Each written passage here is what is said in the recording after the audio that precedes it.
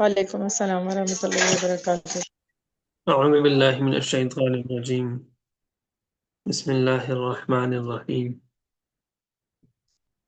ان الذين يكفرون بآيات الله ويقتلون النبيين بغير حق ويقتلون الذين يأمرون بالقسط من الناس فبشرهم بعذاب أليم أولئك الذين حبطت أعمالهم في الدنيا والآخرة وما لهم من ناصرين ألم تر إلى الذين أوتوا نصيبا من الكتاب يدعون إلى كتاب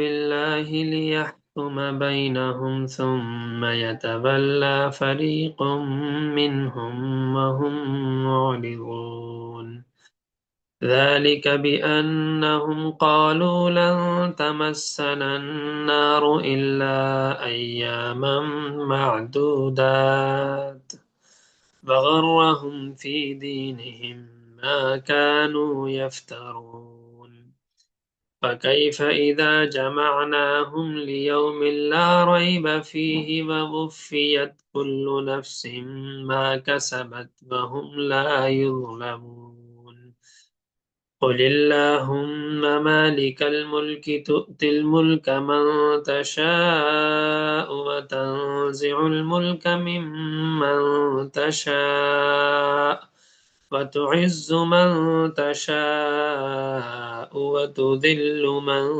تشاء بيدك الخير إنك على كل شيء قدير تولج الليل في النهار وتولج النهار في الليل وتخرج الحي من الميت وتخرج الميت من الحي وترزق من تشاء بغير حساب لا يتخذ المؤمنون الكافرين أولياء من دون المؤمنين فمن يفعل ذلك فليس من الله في شيء إلا أن تتقوا منهم تقاه ويحذركم الله نفسه إن إلى الله المصير ويحذركم الله نفسه وإلى الله المصير قل إن تخفوا ما في صدوركم أو تبدوه يعلمه الله ويعلم ما في السماوات وما في الأرض والله على كل شيء قدير يوم تجد كل نفس ما عملت من خير محضرا وما عملت من سوء تود لو أن بينها وبينه أمدا بعيدا ويحذركم الله نفسه والله رؤوف بالعباد صدق الله العظيم رب اشرح لي صدری ویسر لي امری واحلل عقدۃ من لسانی یفقهوا قولی۔ آیت نمبر 21 سے آج ہمارا سبق ہے، اور 10 آیات میں نے تلاوت کی ہیں۔ امید ہے ہم انشاءاللہ 10 آیت تو پڑھ ہی لیں گے۔ ان الذين يكفرون بآیات اللہ ويقتلون النبیین بغیر حق، بے شک وہ لوگ جو اللہ کی آیتوں کو جھٹلاتے ہیں، اللہ کی آیتوں کا انکار کرتے ہیں اور نبیوں کو ناحق قتل کرتے ہیں، اور ان لوگوں کو بھی قتل کرتے ہیں جو انصاف کا حکم دیتے ہیں، یعنی نبیوں کو بھی قتل کرتے ہیں اور انصاف کا بھی جو لوگ حکم دیتے ہیں نا ان کو بھی قتل کرتے ہیں۔ تو فبشرہم بعذاب علیم، تو اے میرے حبیب صلی اللہ علیہ وسلم، آپ جو ہے نا وہ ان کو عذاب علیم یعنی دردناک عذاب کی خوشخبری سنا دیجیے۔ اب یہاں خوشخبری سے مراد واقعی خوشخبری نہیں، ایک انداز ہوتا ہے نا غصے میں، یا ایک ویسے بولا جاتا ہے کہ مطلب اب تمہاری ہم غصے میں بولتے ہیں نا کہ اب تمہاری خیر ہے، اب تم اپنی خیر منا لو۔ اس کا مطلب یہ تھوڑی ہوتا ہے کہ اپنی خیر منا لو، مطلب یہ ہوتا ہے کہ اب جو ہے نا وہ تمہارے اوپر ابھی مزہ آئے گا۔ اچھا مزہ بھی آئے گا تو ہم بولتے ہیں کہ ابھی مزہ پتہ چلے گا، ابھی مزہ چکھ لو گے۔ تو مزہ چکھنے کا مطلب کیا ہوتا ہے کہ بہت مزیدار کوئی پیسٹری کھا رہے ہیں کیا؟ مطلب یہ ہوتا ہے انداز کہ بھائی اب تمہیں صحیح سی تکلیف پہنچے گی، ٹھیک ہے، اب صحیح. تمہیں بتا، یہ مطلب ہوتا ہے. لیکن انداز قرآن، بعض لوگ بہت زیادہ لٹرل ہو رہے ہوتے ہیں نا، تو ان کو بھی سمجھنا چاہیے کہ قرآن جو ہے نا وہ محاورے میں اور ایک نارمل ایک زبان میں نازل ہوا ہے. یہ کوئی ٹیکسٹ بک کی طرح سے نہیں ہے کہ اس میں ہم بولیں گے کہ بھائی یہ کیوں ہے، ایسا کیوں ہے. ٹھیک ہے نا. صحیح. اللہ اکبر.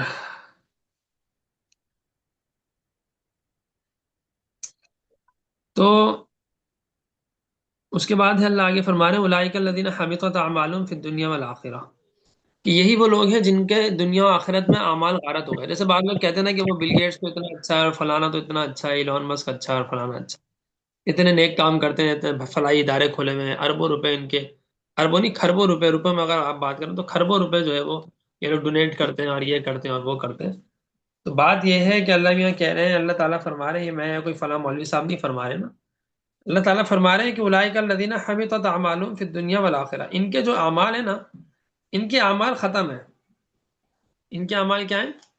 ان کے ختم اعمال ہے. حبطت، تباہ و برباد ہے، ختم ہے، اس کی کوئی حیثیت نہیں ہے اللہ کے یہاں. نہ دنیا میں ان کی کوئی اعمال کی حیثیت ہے، نہ آخرت میں حیثیت ہے. ہاں سوال یہ پیدا ہوگا کہ بھائی انہوں نے اچھا تو کام کیا، تو اس کا جزا، اس کی جزا کیا ملے گی؟ تو اس کی جزا یہی ملے گی کہ ان کو دنیا میں اس کی جزا مل جائے گی. یعنی اللہ تعالیٰ جو لوگ اچھے کام کرتے ہیں نا، تو اللہ تعالیٰ ان کو بہت اچھا سا اجر دے دیتے ہیں دنیا میں. اگر وہ ایمان والے ہوتے ہیں تو ان کو پھر آخرت میں ملتا ہے. دنیا میں ملے نہ ملے، آخرت میں لازمی ملے گا. اور جو ایمان والے نہیں ہوتے ان کو دنیا میں لازمی مل جاتا ہے، آخرت میں نہیں ملتا. ٹھیک ہے. دنیا میں اللہ تعالیٰ ان صحیح. کو دے ہی دیتا ہے کہ بھائی آخرت میں مجھ سے نہیں مانگنا، تم سے میں اتنا پیار ہی نہیں کرتا، تم میرے لیے اتنے، تمہارے یعنی ہم میرے ہاں تمہاری وہ اوقات ہی نہیں ہے کہ میں تمہیں آخرت کی نعمت میں سے ایک چھوٹی سی بھی نعمت نہیں دوں گا. اتنی اوقات ہی نہیں ہے کہ تمہاری اتنی چھوٹی سی بھی نعمت میں دے دوں. تو اللہ تعالیٰ ایک چھوٹی سی بھی نعمت آخرت میں ان لوگوں کو نہیں دیں گے. لوگ اللہ تعالیٰ کو جھٹلا رہے ہیں، اللہ کے نبی کو جھٹلا رہے ہیں. اچھا عمل کر رہے ہو، کرتے رہو، اپنے لیے کر رہے ہو، تو تمہیں دنیا میں دے دوں گا، آخرت میں مجھ سے ایک روپے کا بھی پیسہ، ایک پیسے کا بھی سوال نہیں کرنا. ٹھیک ہے. تو اولئک الذین حبطت اعمالهم فی الدنیا والآخرہ، یہ وہ لوگ ہیں جن کے اعمال دنیا و آخرت دونوں میں کیا غارت ہیں، ختم ہے، ان کی محنت ضائع ہو گئی ہے. یعنی بعض لوگ کہتے ہیں نا کہ جی وہ تو بہت اچھے ہیں اور ایسے ہیں، بہت سے ویسے ہیں، اور یہ لوگ کو مولویوں کو اور یہ ملاؤں کو اور دیندار لوگوں کو صرف جو یہ پڑی رہتی ہے بس ایمان لے آؤ نماز پڑھ لو، ایمان لے آؤ نماز پڑھ لو. بھائی وہ جو اتنے اچھے نیک کام کر رہے ہیں، مولویوں کو دیکھ لو جھوٹ بولتے ہیں، یہ دینداروں کو دیکھ لو، تبلیغیوں کو جھوٹ لو دیکھ لو دھوکہ دیتے ہیں، مجاہدین کو دیکھ لو فراڈ کرتے ہیں، اور کون کون ہے خانقاہ والوں کو دیکھ لو، ویسے تو بڑے ذکر کریں گے لیکن جو ہے وہ جب بات کریں گے یا کوئی ان پہ کوئی معاملات کرو تو لوٹ لیتے ہیں. تو بس یہ برائیاں کرتے ہیں، اور ان کو دیکھو اپنی بات کے کھڑے ہیں، اپنے کام کے کھڑے ہیں، اور اتنے اچھے ہیں اور اتنا وہ فلاحی ادارے چلاتے ہیں، کتنے کتنے وہ لوگ ڈونیشنز دیتے ہیں، یہ کرتے ہیں وہ کرتے ہیں. تو بات یہ ہے کہ یہاں جو ایک دیندار یا مولوی صاحب یا خانقاہ والے یا مجاہد یا تبلیغی جو ہیں، یہ اگر کوئی برا عمل کر رہے ہیں تو وہ برا عمل کو جسٹیفائی نہیں کیا جائے گا کہ انہوں نے جھوٹ بولا تو ان کے لیے جائز ہو گیا، وہ کوئی بات نہیں، جھوٹ بولا تو خیر ہے، نہیں، ایسا نہیں ہوتا. ان کو ہم کہیں گے کہ وہ غلط کر رہے ہیں. فار ایگزامپل اگر ایک مولوی صاحب ہیں، وہ باتیں تو بہت اچھی اچھی کر رہے ہیں، لیکن جو ہے وہ کیا کہتے ہیں، مثال کے طور پر نماز ہی نہیں پڑھ رہے، یا چلو نماز تو چلو پڑھ ہی لیتے ہیں نا، نماز سب پڑھیں، لیکن ان کے اخلاق ہی ٹھیک نہیں ہے، بہت بدتمیز ہیں، سیدھے منہ بات نہیں کرتے، بیوی بچوں کو مارتے ہیں، بہن بھائیوں کو مارتے ہیں، یا کیا ہے جو بھی اس طرح کی حرکتیں اگر کرتے ہیں، تو ہم یہ نہیں بولیں گے کہ وہ بہت اچھا کام کریں چونکہ وہ نماز پڑھتے ہیں، روزہ رکھتے ہیں، اس لیے ان کے لیے جائز. ہم یہ نہیں کہیں گے، ہم کہیں گے ان کی نماز، ایمان اللہ قبول کرے، نماز روزہ اللہ قبول کرے، لیکن یہ جو حرکت ہے بہت غلط ہے. ٹھیک ہے. لیکن چلو ان حرکتوں کا وہ سزا سب کچھ پا کر جو ہے وہ شاید امید ہے اللہ کی ذات سے کہ انشاءاللہ تعظیم جنت میں تو چلے ہی جائیں گے نا، قانون تو یہی ہے. تو یہ ایک اصول تو ہے. لیکن اگر وہ جو دوسری طرف اصول یہ ہے کہ وہ جو ہیں جو بہت اچھے اچھے کام کر رہے ہیں اور کام کے کھڑے ہیں اور بات کے کھڑے ہیں اور یہ سب چیزیں، تو وہ ایمان کے کھڑے تو نہیں ہے نا. تو جب ان میں ایمان نہیں ہے تو کیا ہوگا؟ حبطت اعمالهم فی الدنیا والآخرہ، کیا مال ضائع ہو جائیں گے. کے اعمال ضائع ہو جائیں گے، جو دنیا میں کیے ہیں وہ بھی، اور جو آخرت کے لیے انہوں نے ویسے تو کچھ کیا نہیں ہوتا، لیکن اگر بالفرض کچھ آخرت کو سوچ کے بھی کچھ کیا تو وہ بھی ضائع ہو جائیں گے. ہاں اتنا ضرور ہے کہ چونکہ انہوں نے نیک عمل کیا اور اللہ کی ذات عادل ہے، تو اللہ کیا کریں گے، اللہ نے ان کو دنیا میں کچھ اچھے دے دیں گے. جیسے آپ دیکھ لیں اس طرح کے جو لوگ ہوتے ہیں دنیاوی زندگی ان کی بہت اچھی گزرتی ہے، سکون ہوتا ہے، پیس فل لائف ہوتی ہے، انر پیس ان کو حاصل ہوتا ہے، آؤٹر پیس میں وہ رہ رہے ہوتے ہیں، عیاشیاں ہیں، گاڑیاں بڑی سے بڑی ہیں، ایسی چیز نہیں ہے ان کو کچھ، مطلب کوئی محنت کرنے کی ضرورت نہیں ہے ان کو، ہر ہر چیز ان کے صرف ایک چاہت پہ، جیسے دنیا کو انہوں نے جنت بنا لیا ہو ویسے رہتے ہیں.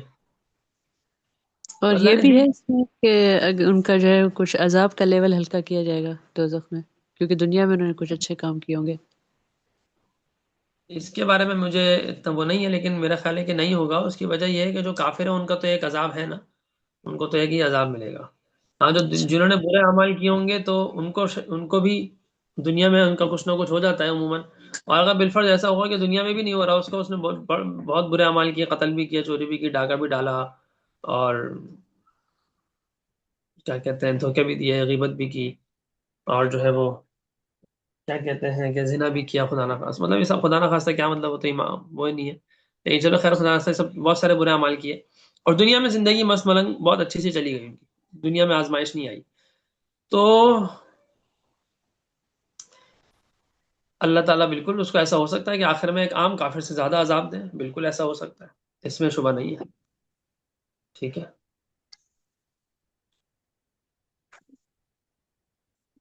اچھا جی. تو یہ جو بات ہے نا، ہم لوگ کو بعض اوقات اتنے زیادہ مرعوب ہو جاتے ہیں کہ ہم سوچتے ہی نہیں ہیں کہ ہم جو ہے وہ کیا کہہ رہے ہیں، اور کس حد تک آپ ان سے متاثر ہو رہے ہیں. بھائی کیوں متاثر ہو رہے ہیں؟ آپ کے پاس کیا، آپ کو آپ کی سیرت میں، صحابہ کی سیرت میں نہیں ملتی وعدے کی پاسداری؟ کیا آپ کو وہاں سچ نہیں ملتا؟ کیا وہاں آپ کو امانت نہیں ملتی؟ کیا وہاں آپ کو صفائی نہیں ملتی؟ کیا وہاں آپ کو ایک خوبصورتی، ایک حسین معاشرہ نہیں ملتا؟ کیا وہاں آپ کو پاک دامنی نہیں ملتی؟ وہاں آپ کو سب کچھ ملتا ہے. جس کے پیچھے آپ یہاں لٹو ہو نا، تو آپ اللہ کے اپنے نبی اور صحابہ کے اوپر کیوں نہیں لٹو ہوتا؟ اس کے بعد بھی صرف صحابہ تک تھوڑی، تابعین میں ایسے ایسے لوگ گزرے. عبداللہ ابن المبارک رحمہ اللہ عظیم شخصیت تھے، ان کی تو واقعات پڑھے انسان مطلب حیرت ہوتی ہے کہ ایسا بھی کوئی ہو سکتا ہے، اتنا زیادہ بھی کوئی کچھ کر سکتا ہے. عبداللہ ابن مبارک بہت بڑے محدث بھی تھے، عالم تھے بہت بڑے. اس کے ساتھ ساتھ اور ان کے دیگر کارنامے بھی بہت بڑے، جو خدمت خلق کے جو کارنامے ہیں نا، ان کے اربوں روپے تو اپنے صرف شاگردوں پہ خرچ کر دیے تھے انہوں نے. تو یہ چند اکثر لاکھ لوگ یہ کروڑ. کہتے ہیں نا کہ یہاں مسلمان ہیں لیکن مسلمانوں کی جو ساری اچھی چیزیں وہ دوسرے کنٹریز میں ان لوگوں نے اپنائی ہوئی ہیں اور بہت ہاں ایسا متاثر ہے، ہوتے ہیں۔ کسی حد تک یہ ہے کہ وہاں کے لوگوں نے ہماری چیزیں اپنا لی، لیکن ہم لوگوں نے اپنی ہی چیزوں کو کھو دیا. مطلب مجھے تو کبھی کبھی ڈر لگتا ہے کہ کہیں قیامت کے دن اللہ کے نبی صلی اللہ علیہ وسلم نے اگر ہم سے یہ کہہ دیا نا کہ میں ایمان تو تم مجھ پہ لائے لیکن مانا تو تم نے مجھے ڈھنگ سے نہیں، اور جو مجھے جھٹلانے والے تھے لیکن مان لیا انہوں نے مجھے، تو ایمانی طور پہ تو نہیں مانا لیکن عملی طور پہ انہوں نے مان لیا. تو یہ تو شکوہ ہی اگر ہمیں ہو گیا تو اس وقت ہماری حالت کیا ہوگی؟ جس وقت شفاعت کے ہم انہی کی شفاعت کے منتظر ہوں، اور آگے سے ہمیں یہ سوال آ جائے. جیسے قرآن میں بھی آتا ہے نا کہ یا ربی ان قیامت کا دن ہوگا، اللہ تعالیٰ کے نبی صلی اللہ علیہ وسلم فرمائیں گے یا ربی ان قوم اتخذوا هذا القرآن مہجورا، اے میرے رب یہ بے شک یہ میری قوم ہے جس نے میرے قرآن کو پس پشت ڈال دیا تھا، چھوڑ دیا تھا. اللہ اکبر. مجھے بڑی حیرانی ہوتی ہے کہ جس نبی کی شفاعت کی امید پہ تو ہم زندہ ہیں، جی رہے ہیں، اور امید لگا بیٹھے ہیں کہ چلو اللہ کے نبی شفاعت کر دیں گے تو کچھ بچت ہو جائے گی. وہ نبی نہ صرف یہ کہ شفاعت سے انکار کر رہے ہیں، الٹا بددعا دے رہے ہیں، کچھ پلے کچھ رہ جائے گا. تو کہیں وہیں اگر اللہ کے نبی نے یہ سوال بھی کر لیا کہ تم نے مجھے میری سنتوں کو تو اپنایا نہیں، میری تعلیمات کو تو اپنایا نہیں. ہم لوگوں نے دین کس چیز کو سمجھ لیا؟ سارا دین مردوں کے لیے داڑھی ٹوپی میں اور پینچے ٹخنوں سے اوپر ہو جائیں، اور جو ہے وہ اور کیا ہو، مسواک چلو آ جائے، اور کیا ہو، بس یہ اس میں دین آ گیا ہے. نماز پانچوں وقت کی جماعت سے مسجد میں تکبیر اللہ کے ساتھ ہو پہلی صف میں، اور روزے پورے ہوں، اور حاجی صاحب حج کر کے آئے ہوئے ہوں، ٹھیک ہے، زکوٰۃ بھی دے دیتے ہوں، چلو بس یہ دین ان کا مکمل ہو گیا. باقی وہ بیوی سے بدتمیز ہے، اخلاق اس کے کچھ نہیں ہے، بچوں سے وہ سختی سے پیش آتا ہے، ماں باپ کا وہ نافرمان ہے، بہن بھائیوں کے حقوق وہ نہیں دیتا، بہنوں کی وراثت وہ نہیں، وہ کھا کے بیٹھا ہے، ٹھیک ہے، بھائیوں کو تنگ اس نے کیا ہوا ہے. لیکن ہے جی صاحب سیدھا جنت جائیں گے، کیوں؟ دین کے پورے ہیں. دین کے کہاں سے پورے ہیں؟ اور خواتین کا کیا ہے کہ جی ان کا سارا جو دین آ جاتا ہے وہ لے دے کے ایک پردے پہ آ جاتا ہے، اور الگ گھر لے کے دے دو اپنے میاں جی سے، ان کا یہ مطالبہ ہوتا ہے کہ جی میرا حق بنتا ہے. پورا جو دین ہے نا ان کا ایک پردے پہ آ جائے گا، سارا پردہ کر لو. ہاتھ اچھا جو پردہ ہے پورے جسم کا وہ تو فرض ہے، کرنا ہی ہے. چہرہ بھی جہاں فتنہ ہے وہاں چھپانا واجب ہے، لیکن جو میں نے پہلے بھی بات کی تھی، ہاتھ چھپانا بھی واجب ہو جاتا ہے، جو بعض خواتین کے ہاتھ اگر اٹریکٹیو ہوں یا اچھے ہوں تو وہ ہاتھ چھپانا بھی واجب ہے، بہت سی جگہوں پہ واجب نہیں ہوتا، لیکن وہاں بھی پردہ کرنا ہے، وہاں بھی واجب جو نہیں ہے وہاں بھی فرض زبردستی کرنی ہے، ٹھیک ہے، کر لیا آپ نے تو اس پہ مطلب اتنا کرنا ہے جہاں شریعت بول بھی نہیں رہی کرو، وہاں وہ اتنا زیادہ کرنا ہے، اللہ تعالیٰ بول بھی نہیں رہے، اللہ کے نبی نہیں بول رہے، ان سے زیادہ کوئی دین کا پاسدار ہوگا؟ اللہ کا تو دین ہی ہے، اور کیا آپ صلی اللہ علیہ وسلم سے زیادہ کوئی دین پہ عمل کرنے اور کروانے والا ہو سکتا ہے؟ نہیں ہو سکتا۔ جب انہوں نے ایک جگہ چیز واجب نہیں کی، فرض نہیں کی، تو ہم اس کو اپنے اوپر فرض واجب کرتے ہیں، تو سارا وہ ہم اور سمجھتے ہیں ہمارا دین مکمل ہو گیا، بس ہم پکے دیندار ہیں، اور سارا بس یہ نہ ٹوٹے، بس پردہ میں کچھ نہ ہو، وہ بھی وہ جو نہیں کرنا مطلب جو ضروری نہیں، وہ اس میں بھی کچھ کمی نہ آ جائے، باقی اخلاق کے دھجیاں اڑی ہوئی ہو، میاں جی سے بدتمیزی عروج پر ہو، اور ماں باپ کی نافرمانی ہو، بہن بھائیوں سے بدتمیزی ہو، ساری چیزیں ہوں، بس یہ تو ہمارے ہاں انفارچونیٹلی افسوس کے ساتھ کہنا پڑتا ہے کہ بر صغیر میں مردوں کا دین داڑھی ٹوپی میں آ گیا، پینچے اوپر کر لو اس میں آ گیا، خواتین کا دین سارا پردے میں آ گیا، بس پردہ کر لو، اور جی میاں جی سے بولو کہ الگ گھر لے کے دے دو، پورا دین اس میں آ گیا، باقی جو چیزیں اپنی زندگی کو بہتر بنانے کے لیے تھیں، جو اللہ کے نبی کی سنت تھی، وہ سب ہم نے چھوڑ دی تو غیروں نے اپنا لی، آج وہ اوپر ہیں، ہم نیچے ہیں، ہم دب رہے ہیں، پس رہے ہیں، پسے جا رہے ہیں اور پٹے جا رہے ہیں، تو یہ بات ٹھیک ہے کسی حد تک یا بہت حد تک کہ ان کے ہاں ہمارے نبی کی اور ہمارے صحابہ کی سیرت، اور عمر لاء کے نام سے پتہ نہیں کون سا ملک تھا، وہاں پہ عمر لاء کے نام سے باقاعدہ ایک لاء ہے، اور وہ اس لاء کو فالو کرتے ہیں، اور ہمیں تو پتہ ہی نہیں ہے تعلیم ہاں، جس امت کے نبی اور آخری نبی صلی اللہ علیہ وسلم اور سارے نبیوں کے نبی اور رسولوں کے رسول اور سارے نبیوں اور رسولوں کے سردار جو دو جہاں آقائے دو جہاں صلی اللہ علیہ وسلم پر جو پہلی وحی آئی ہے، تو جس امت کے نبی کی پہلی وحی اور پہلا سبق اقرا سے شروع ہوتا ہے، پڑھو، اس امت نے پڑھنا چھوڑ دیا۔ اگر ہم سب اس وقت 11 پارٹیسپینٹس ہیں مجھے ملا کے، تو جی ہم اور پھر آن لائن بھی جو لوگ سن رہے ہیں وہ لوگ بھی ہیں، بہت نہیں، وہ تو کتنے سارے، تو آپ سوچیں کہ ہم میں سے کتنے لوگ ہیں کہ اگر میں ان سے یا میں اپنے آپ سے بھی اور ہم سب سوال کریں اپنے آپ سے کہ آخر لاسٹ کتاب ہم نے کون سی پڑھی تھی اور کب پڑھی تھی، تو ہم میں سے بہت کم ہوں گے یا ہوں گی جو کہیں گے کہ جی ہم لاسٹ کتاب میری ابھی ختم ہوئی ہے اور ابھی بھی میں ایک اور کتاب پڑھ رہی ہوں یا پڑھ رہا ہوں، اور یہ کتاب ہے، اس میں دینی کتاب بھی ہو، اس میں کوئی اسکل کی بھی بھلے ہو، ٹھیک ہے، ہو سکتی ہے، لیکن ہم نے دین قرآن اور حدیث کو اور ان دینی علوم کو، اس کے علاوہ بھی اپنی سیلف ڈیولپمنٹ کو، اپنی اصلاح کو تو کرنا ہی چھوڑ دیا نا۔ سیلف ڈیولپمنٹ کیا ہے؟ سیلف ڈیولپمنٹ کی یہ قرآن کس کے لیے آیا ہے؟ یہ قرآن کس کے لیے آیا ہے؟ یہ قرآن تو آیا ہی سیلف ڈیولپمنٹ کے لیے نا، آپ کی ڈیولپمنٹ ہی تو ہے، آپ کی اور میری ہدایت کے لیے تو ہے، تو پورا قرآن سیلف ڈیولپمنٹ کے اوپر ہے۔ تو ہم نے اپنی اصلاح کے لیے آج کل ہم نے آپ صلی اللہ علیہ وسلم کی امت ہونے کے باوجود سیرت سے جو اسباق ملنے تھے نا ان کو چھوڑ دیا، اور اپنی پورے دین کو چند ریچولز میں بند کر دیا، بس نماز روزہ داڑھی ٹوپی اور خواتین کے لیے پردہ، بس یہ دو چیزیں ہیں، یہ دو چار چیزیں ہیں، بس ان کو اپنا لو، دین پورا ہے۔ بھائی آپ سوچیں، نماز روزہ یعنی کہ عبادات کی جو چیپٹرز ہیں، بخاری شریف اٹھا کے دیکھیں، اس میں کتنا ہے عبادات کا؟ ہدایت کتاب ہے 4 جلدوں میں، ہدایت بہت بڑی فقہ کی کتاب ہے علامہ مرغی نانی کی، تو ان کی کتاب کی 4 جلدوں میں سے عبادات پہ تو ایک ہی جلد ہے، بقیہ تو تینوں جلدیں جو ہیں وہ دیگر چیزوں پر ہیں، یہ ہے دین، 1/4 ہے عبادات،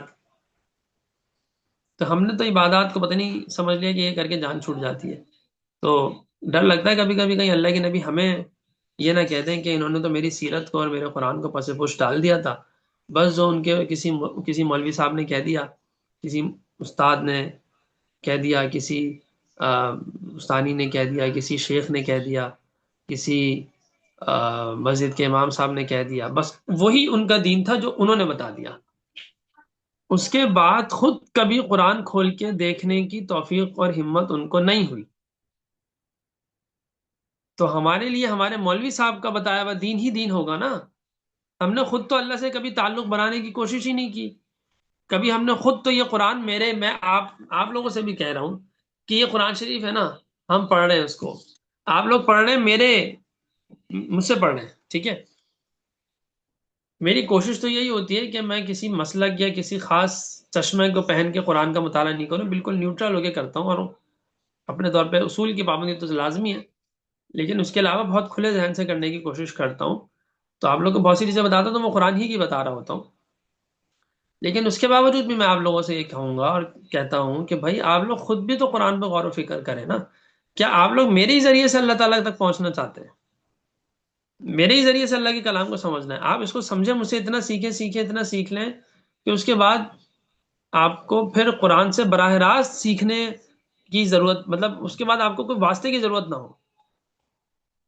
دیکھیں وسیلہ ہوتا ہے نا، وسیلہ یہ ابتدائی درجہ تو ہو سکتا ہے. فار ایگزامپل آپ کو مجھ سے ملنا ہے، یا چلے میں تو چھوٹا سا مثال کے طور پر میرے بھی شیخ ہیں، استاد ہیں، مفتی تقی عثمانی صاحب ہیں، حفظ اللہ، اللہ تعالیٰ ان کو لمبی عمر دیں، صحت و عافیت کے ساتھ، آمین. آپ کو ان سے ملنا ہے، آپ میرے پاس آئیں کہ بھائی ہمیں ان سے ملا دیں. اچھا میں پھر کوشش کروں گا، یا میں خود کسی اور کے پاس جاؤں گا، تو ایک سے دو وسیلے ہو گئے، پھر ایک آدھ واسطہ کم ہو جائے گا اور ایک واسطے سے ڈائریکٹ مفتی تقی عثمانی صاحب سے ملنے. لیکن چند ملاقاتوں کے بعد کیا ہوگا، وہ ڈائریکٹلی آپ سے کانٹیکٹ ہو جائے گا نا. پھر وہ بولیں گے کہ آپ نا آ جایا کریں جب بھی آپ کو آنا ہو. تو پھر آپ کبھی میرے بغیر بھی جائیں گی، ضرور ہمیشہ میرے ساتھ تو پھر نہیں جائیں گے. آپ بولیں گے کہ میں بھی بزی ہوں گا، مجھے بھی ایک وہ ہے معاملہ، میرے بھی اپنی چیزیں ہیں، اور پھر آپ بھی چاہیں گے کہ میں کیوں بار بار، آپ لوگ چاہیں گے کہ میں کیوں تنگ کروں. اور ویسے پھر آپ ڈائریکٹ ہوں گے نا، تو وسیلہ ایک لمٹ تک ہوتا ہے نا، ہمیشہ ہوگا تو آپ کا قرب نہیں بن سکے گا. یہی معاملہ اللہ کے ساتھ بھی ہے.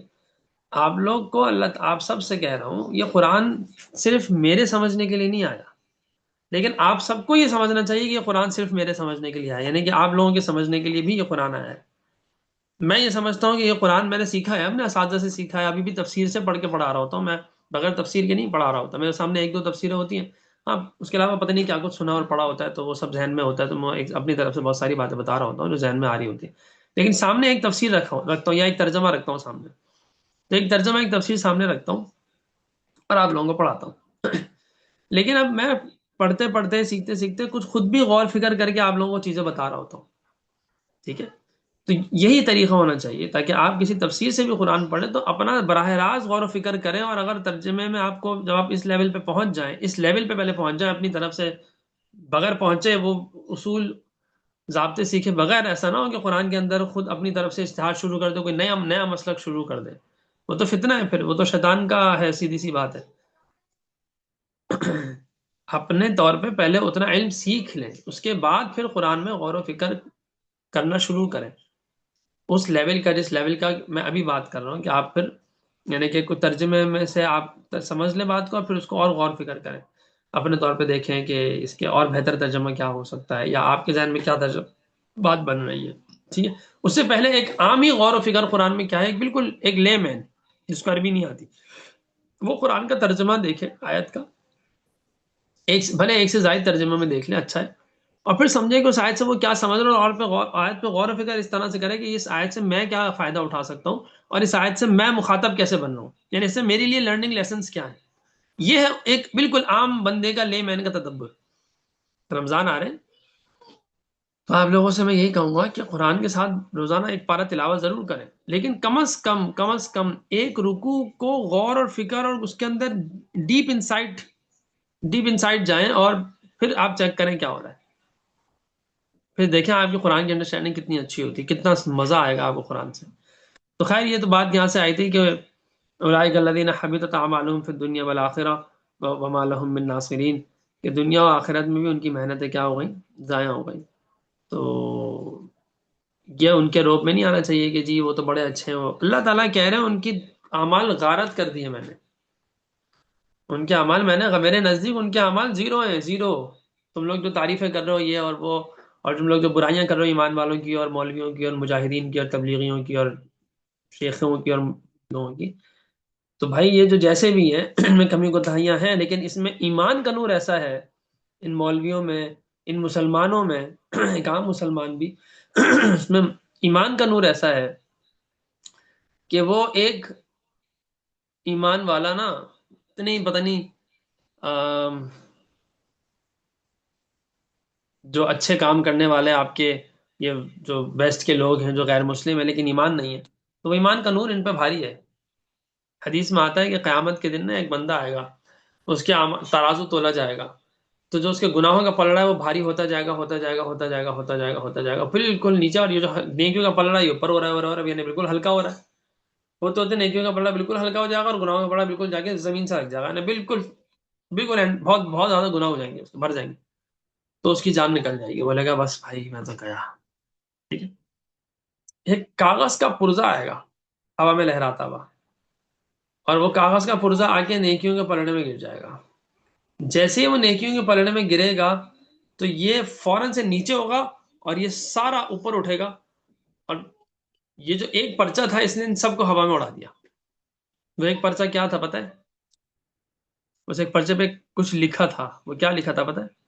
وہ لکھا تھا لا الہ الا اللہ۔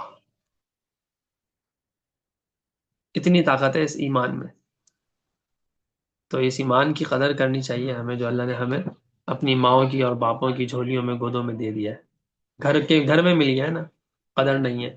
ارے بھائی ہمیں تو سر سجدے سے نہیں اٹھانا چاہیے۔ جس اللہ تعالیٰ نے ہمیں ہماری محنت کے بغیر ایمان دے دیا، جس اللہ تعالیٰ نے ہمیں ہماری کوشش کے بغیر گھر میں پیدائشی طور پہ ایمان اور نماز کا ماحول دے دیا، بھلے کہیں نماز عید سال میں ایک دفعہ پڑھی جاتی ہوگی، کوئی گھر ایسے بھی ہوتے ہیں جہاں سالوں میں ان کے اما ابا صرف عید کی نماز پڑھتے ہیں، بھلے ایمان تو ملا ہے۔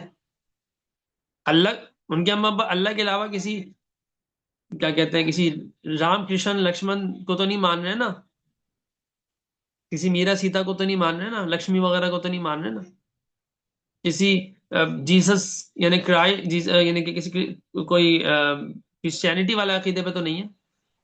اللہ کی توحید پہ تو پکا ہے، نہیں پڑھتے نماز، لیکن جب پڑھتے تو اللہ کے لیے پڑھتے ہیں، ایک پڑھیں گے عید کی لیکن پڑھیں گے اللہ کے لیے۔ ٹھیک ہے، بہت غلط، انتہا درجے کی غلط بات ہے کہ آپ فرض نماز نہیں پڑھ رہے، لیکن اس کے باوجود ایک بات یہ اچھی کہ شرک تو نہیں کر رہے نا، شرک تو نہیں کر رہے نا۔ اسی طرح وہ آپ صلی اللہ علیہ وآلہ وسلم کو آخری نبی مانتے ہیں بس، اور سب سے بڑا نبی اور اپنا نبی مانتے ہیں، ان کے علاوہ کسی کی کوئی ویلیو نہیں ہے، نبی کے سامنے کسی کی ویلیو نہیں رکھتے وہ، بھلے وہ ایک سنت پہ بھی عمل نہ کرتے ہوں، داڑھی وہ کاٹتے ہوں، داڑھی تو خیر سنت کے ساتھ ساتھ واجب بھی ہے، داڑھی وہ کاٹتے ہوں، سارے الٹے کام کر رہے ہیں، لیکن جب آپ صلی اللہ علیہ وسلم کی ناموس کا مسئلہ آتا ہے نا تو وہ کھڑے ہو جاتے ہیں، بولتے ہیں نہیں یہ نہیں ہوگا، تم جیسے بھی یہ بہت گناہ گار ہیں لیکن ان گناہوں کی معافی کی جو ایک امید ہے وہ نبی کی شفاعت ہی تو ہے، تو نبی کی ناموس پہ آنچ نہیں آنے دیں گے۔ آپ صلی اللہ علیہ وسلم کے اوپر ایمان ہے، آپ صلی اللہ علیہ وسلم کی ختم نبوت پر ایمان ہے، جیسے بھی گئے سے گرے گزرے میں آپ پیدا ہوئے ہوں یا بہت اچھے گھروں میں پیدا ہوئے پھر تو بہت ہی اچھی بات ہے، لیکن گرے سے گرے بھی اگر مسلمان گھرانے میں پیدا ہوئے تو یہ چھوٹی نعمت نہیں ہے جو اللہ نے آپ کو بن مانگے اور بغیر محنت کی دی ہے، لیکن کیونکہ بغیر مانگے بن مانگے اور بغیر محنت کی ملی ہے تو قدر نہیں ہے۔ مطلب ایک کتاب ہے نسیم ہدایت کی جھونکے، میں آپ لوگوں کو بہت ہائیلی ریکمینڈ کروں گا یہ کتاب پڑھیں، بہت زیادہ۔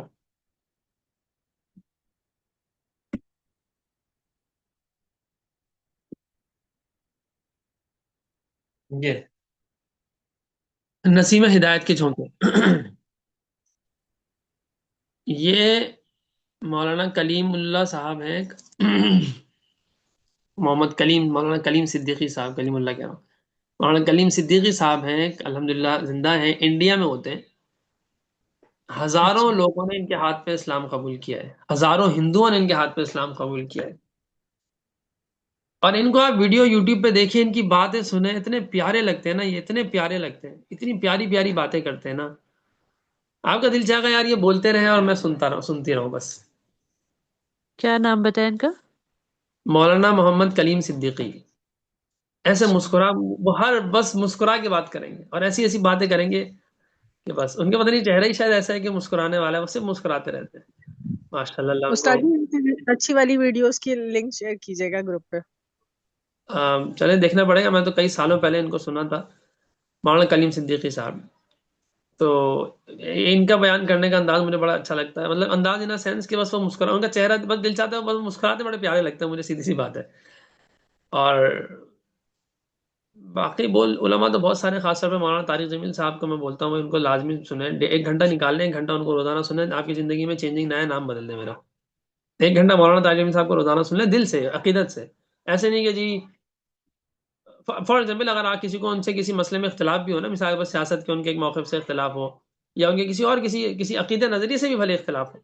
فار ایگزامپل کوئی اور مسلک کے آپ لوگوں میں سے ہوں گے، کوئی دوسرے مسلک کے بھلے ہوں، لیکن ان کو نا نیگیٹو ایسپیکٹ ختم کر دیں. بھلے عقیدت نہ بھی رکھیں، چلیں عقیدت بھی نہیں رکھیں، لیکن نیگیٹو ایسپیکٹ بند کر دیں. اپنا جو ججمنٹ ہے وہ آف کر دیں، نیگیٹیوٹی آف کر دیں، اور یہ سنیں کہ اللہ کا بندہ ہے اور وہ دین کی کچھ بات کر رہا ہے.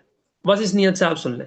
آپ کی زندگی میں انقلاب نہ آئے نا، آپ کا تعلق بھلے آپ، فار ایگزامپل مثال دے رہا ہوں آپ کا ان سے اختلاف ہے، فار ایگزامپل آپ کسی اور مسلک سے ہیں، وہ تبلیغی جماعت کے ہیں، آپ نہیں ہیں اس کے، آپ یا اس کے اگینسٹ بھی ہے ایون، لیکن آپ ان کو سنیں، آپ کے دل میں آپ صلی اللہ علیہ وسلم کی محبت اور اللہ تعالیٰ کی محبت لازمی، اللہ کی عظمت اور آپ صلی اللہ علیہ وسلم کی محبت اور عظمت لازمی بڑھے گی، لازمی.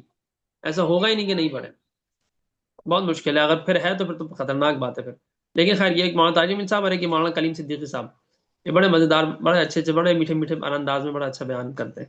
یہ جو کتاب ہے نسیم ہدایت کے جھونکے، اس میں نا ان 9 مسلموں کی داستانیں ہیں اسلام قبول کرنے کی. یہ پڑھتے ہیں نا، ہر واقعہ رلا دیتا ہے، سخت سے سخت دل جو ہے نا موم ہو جاتا ہے، یعنی آنکھوں میں آنسو آ ہی جاتے ہیں کہ یار کیا، کس تکلیف میں انہوں نے، کس اذیت میں زندگی گزاری اور کس طرح اسلام قبول کیا ہے، اور اسلام قبول کرنے کے بعد کتنی مشکلات کا سامنا ان کو کرنا پڑا، کیا انہوں نے.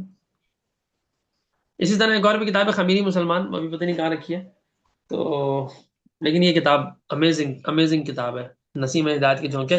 اصل میں یہ 4 حصے ہیں اس کے، میرے پاس میں 4. اور ایک اور بھی کتاب ہے آپ کی امانت آپ کی سیوا میں، یہ دیکھیں لکھا ہوا ہے نسیم ہدایت کے جھونکے ماں آپ کی امانت آپ کی سیوا میں. تو یہ نا اس میں سب کچھ ہے، یہ 5 چیزیں اس کے اندر ہے. ہاں، آپ کی امانت آپ کی سیوا میں بھی ہے، اور بقیہ چیزیں بھی ہیں، جلد اول، دوم، سوم، چہارم. اور اس کے علاوہ ایک اور چیز بھی ہے اس کے اندر، ان کے ساتھ ایک خاص انٹرویو یا گفتگو ہے، وہ بھی ہے. اور اس کے بعد پھر آپ کی امانت آپ کی سیوا میں کو ٹوٹل 6 چیزیں ہوں، 6 جلدیں سمجھ لیں، وہ ایک ہی اس کتاب میں مل جائے. 700-800 صفحات کی کتاب ہے، 750، 759 پیجز ان ٹوٹل، تقریباً استاد جی 750 مجھے منگوا دیجیے گا، مجھے منگوا دیجیے گا والی بک. ٹھیک ہے انشاءاللہ میں منگوا دیتا ہوں.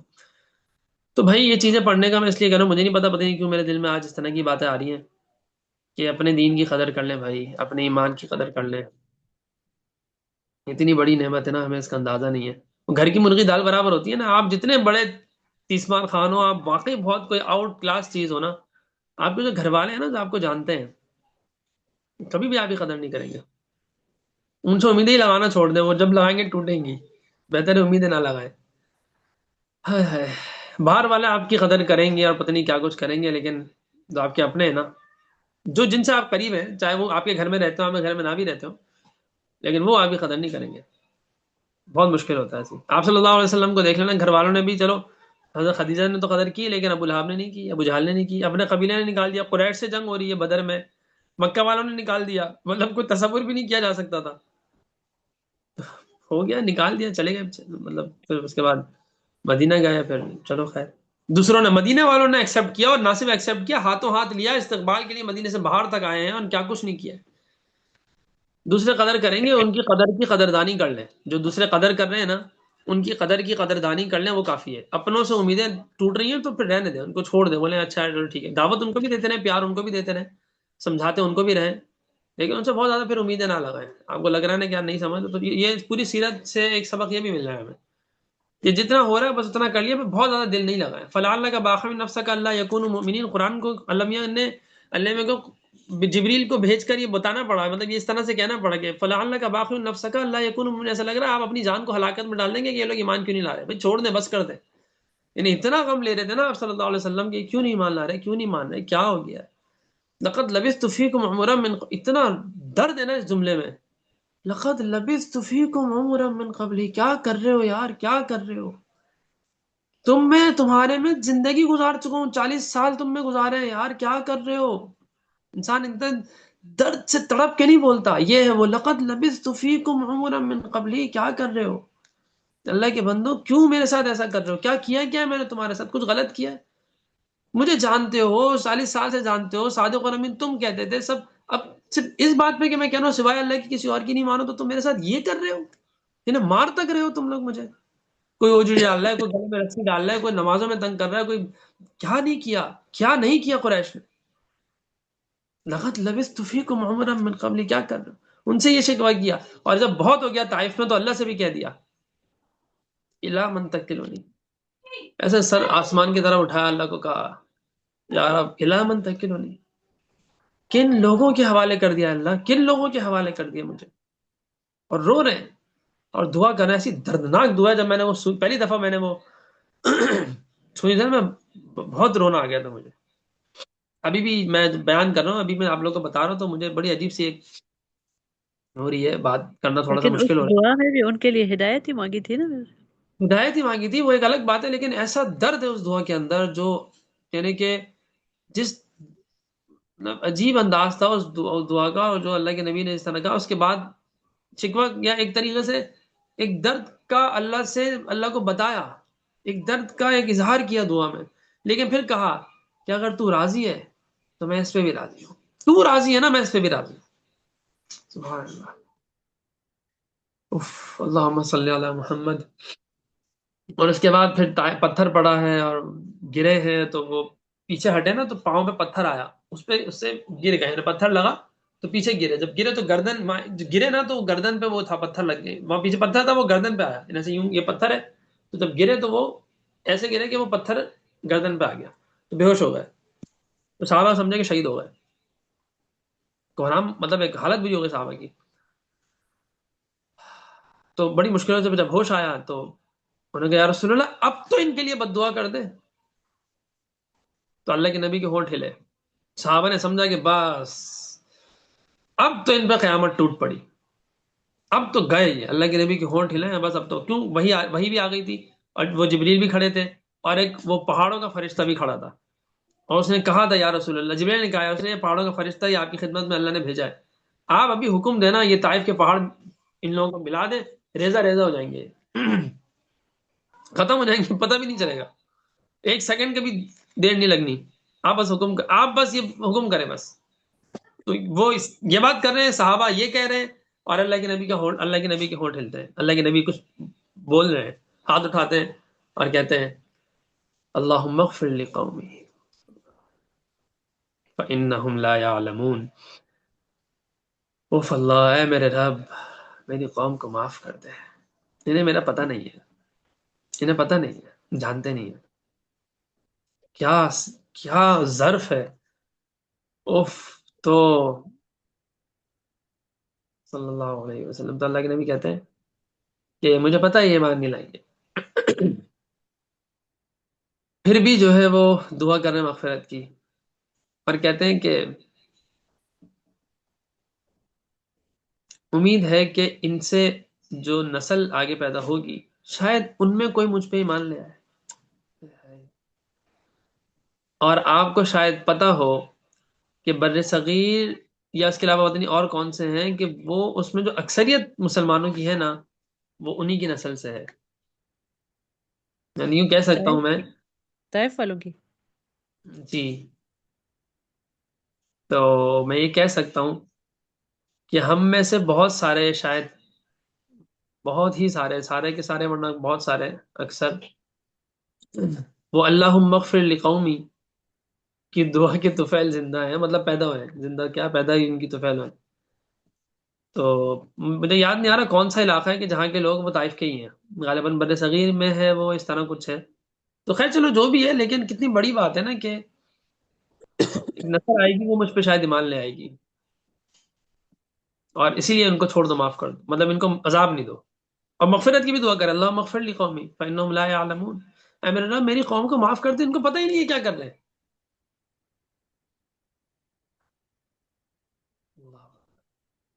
تو خیر بھائی سیرت پڑھیں، آپ صلی اللہ علیہ وسلم سے عشق پیدا کریں. وہ ایسے نہیں پیدا ہوتا، بعض لوگ کہتے ہیں کیسے پیدا ہوگا. بھائی آپ کسی کو علم کے بغیر عشق بھی نہیں ہوتا، مطلب کتنی عجیب بات ہے نا، علم کے بغیر عشق بھی نہیں ہوتا. آپ کو کسی سے عشق ہو جائے نا اس کی بنیاد بھی علم ہوتا ہے. اس فار کو جاننا ایگزامپل آپ، ہاں آپ جاننا اس کو، آپ کو اس کا چہرہ اچھا لگا تو اس کے چہرے کا ایک تصویر جو آ رہی ہے آپ کے ذہن میں جو بیٹھ رہی ہے یہ کیا ہے؟ علم ہی تو ہے. اس کے چہرے کی بناوٹ اور خد و خال کا علم ہوا تو آپ کو وہ اچھا لگا نا. آپ نے اس کی کسی کی آواز اچھی لگی، کسی کی بات اچھی لگی، کسی کا انداز اچھا لگا، کسی کے الفاظ اچھے لگے، تو وہ سب کا علم ہو رہا ہے تو وہ اچھا لگے گا یا برا لگے گا. تو عشق کی بنیاد بھی علم ہے.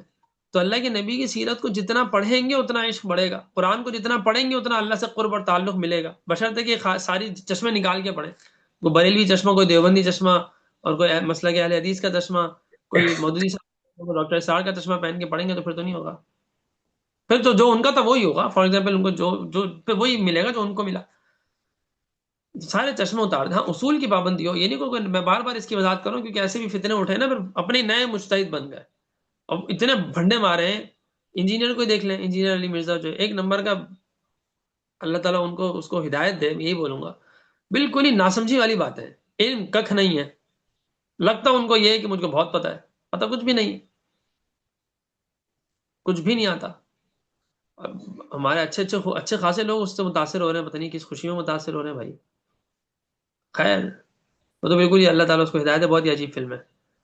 تو غامدی صاحب جو ہیں ان کو دیکھ لیں، بیچارے اچھے آدمی ہیں، میں ان کی نیت پہ شک نہیں کرتا، اور بہت مطالعے والے آدمی ہے، ایک علمی آدمی ہے. یعنی کہ ان سے ہزار اختلاف، انجینئر علی مرزا سے شاید اتنے اختلاف نہیں جتنے غامدی صاحب، یعنی جس لیول کے اختلاف غامدی صاحب سے. لیکن اس کے باوجود میں ان کی رسپیکٹ کرتا ہوں غامدی صاحب کی. اور بڑے مطلب جب بھی ان کے خلاف بات کرتا ہوں تو صاحب کا لفظ لگاتا ہوں. کبھی ہو سکتا ہے غلطی سے رہ جائے، لیکن یہ میں بولتا ہوں. کیوں بولتا ہوں؟ کہ بھائی وہ ایک صاحب علم آدمی، اور امید یہی ہے کہ وہ مخلص ہے، کوئی فتنہ وتنہ نہیں ہے، اور کوئی ایسا وہ نہیں ہے یعنی کہ جان بوجھ کے نہیں کچھ حرکتیں کر رہے. ٹھیک ہے، ان کے کانسیپٹس اپنے ہیں، غلط کانسیپٹس ہیں، ہم ان کو غلط سمجھتے ہیں، اور بہت زیادہ غلط سمجھتے ہیں، گمراہانہ سمجھتے ہیں. انجینئر علی مرزا کے بھی گمراہانہ کانسیپٹس ہیں، غامدی صاحب کے بھی گمراہانہ کانسیپٹس ہیں. تو اس طرح کے کانسیپٹس نہ کوئی پیدا ہو جائیں کہ قرآن میں براہ راست لگ گئے، چلو بھائی استاد جی نے کہا تھا لگ گئے، اور جس کوئی اصول کی پابندی نہیں چل رہی. میں علوم القرآن بھی تو پڑھاتا ہوں نا، پھر اس میں بھی تو بہت کچھ کہا ہے. ٹھیک ہے، تو میں بالکل درمیانی راہ پہ لے کے آپ لوگوں کو چلنا چاہتا ہوں، کہ نہ اتنے کسی بھی اپنے کسی بڑے کے ایسے اندھے مقلد ہو جاؤ کہ قرآن کو سمجھنے کی قرآن نظر ہی نہیں آ رہا. آپ مطلب اتنے اندھے ہو جاتے ہیں بعض اوقات اپنے بڑوں کے عقیدت میں کہ قرآن یا حدیث کے الفاظ آپ کو سمجھ ہی نہیں آ رہے ہوتے جو وہ کہہ رہے ہوتے ہیں. وہ سمجھ آ رہا ہوتا ہے جو آپ کے فلاں استاد نے یا فلاں آپ کے کسی اس نے بتایا ہوتا ہے، کسی معلمہ نے، کسی شیخ نے بتایا ہوتا ہے، بس آپ کو وہ سمجھ میں آ رہا ہوتا ہے. مثال کے طور پر وہ کہیں وہ ایک آیت ہے نا کہ اس کے اندر ذکر کا لفظ آتا ہے، تو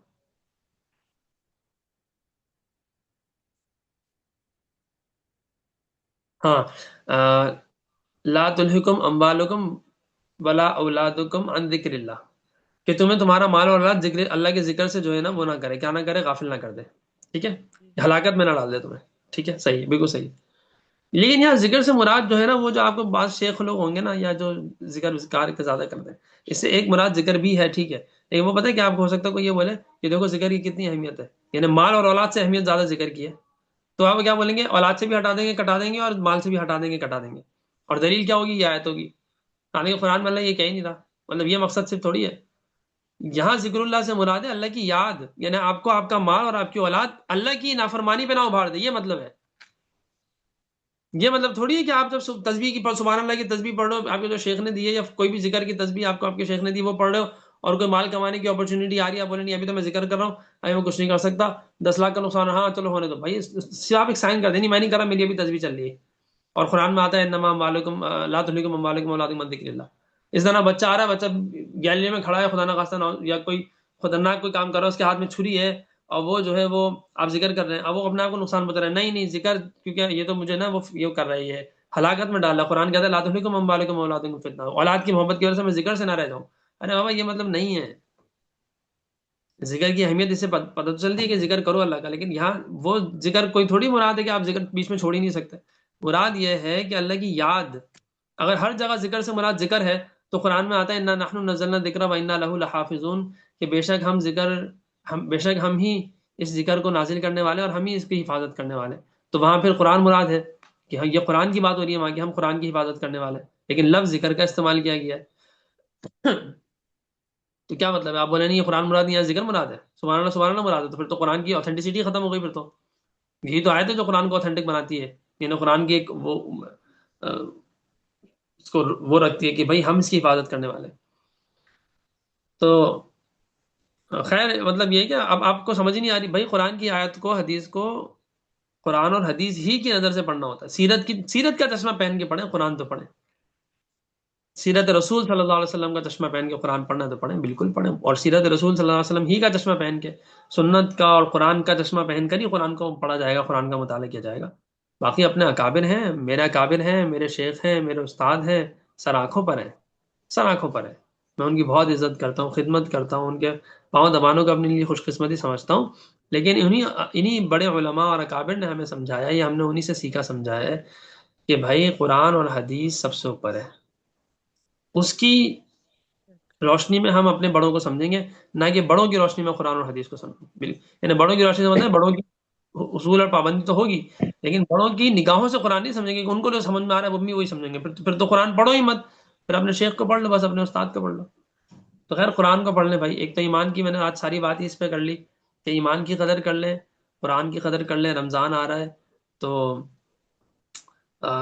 سنت کا اہتمام کریں، سیرت کا مطالعہ کریں، تاکہ آپ لوگوں کے دل میں آپ صلی اللہ علیہ وسلم کی محبت اور اللہ تعالیٰ کی محبت بھی بڑھے. جو ہے ابھی بھی بہت ہے، تبھی تو آپ لوگ یہاں بیٹھے ہوئے اس وقت یہ سن رہے ہیں. تو وہ بڑھے، بڑھانا ضروری ہے، روکنا نہیں ہوتا اس کو، پھر کمزور پڑ جاتا ہے انسان، ہے نا، کمزوری ہوتی ہے. تو یہاں پہ ساری بات ہو رہی ہے، تو ہمیں اس کی قدر کرنی چاہیے، اپنے ایمان کی قدر کریں جو آپ کو گھر بیٹھے مل گیا ہے. الم تر الی الذین اوتوا نصیبا من الکتاب یدعون الی کتاب اللہ لیحکم بینہم ثم یتولی فریق منهم وهم معرضون. کہ کیا آپ نے نہیں دیکھا کہ ان لوگوں کو نہیں دیکھا کہ جن کو کتاب کا کچھ حصہ دیا گیا تھا،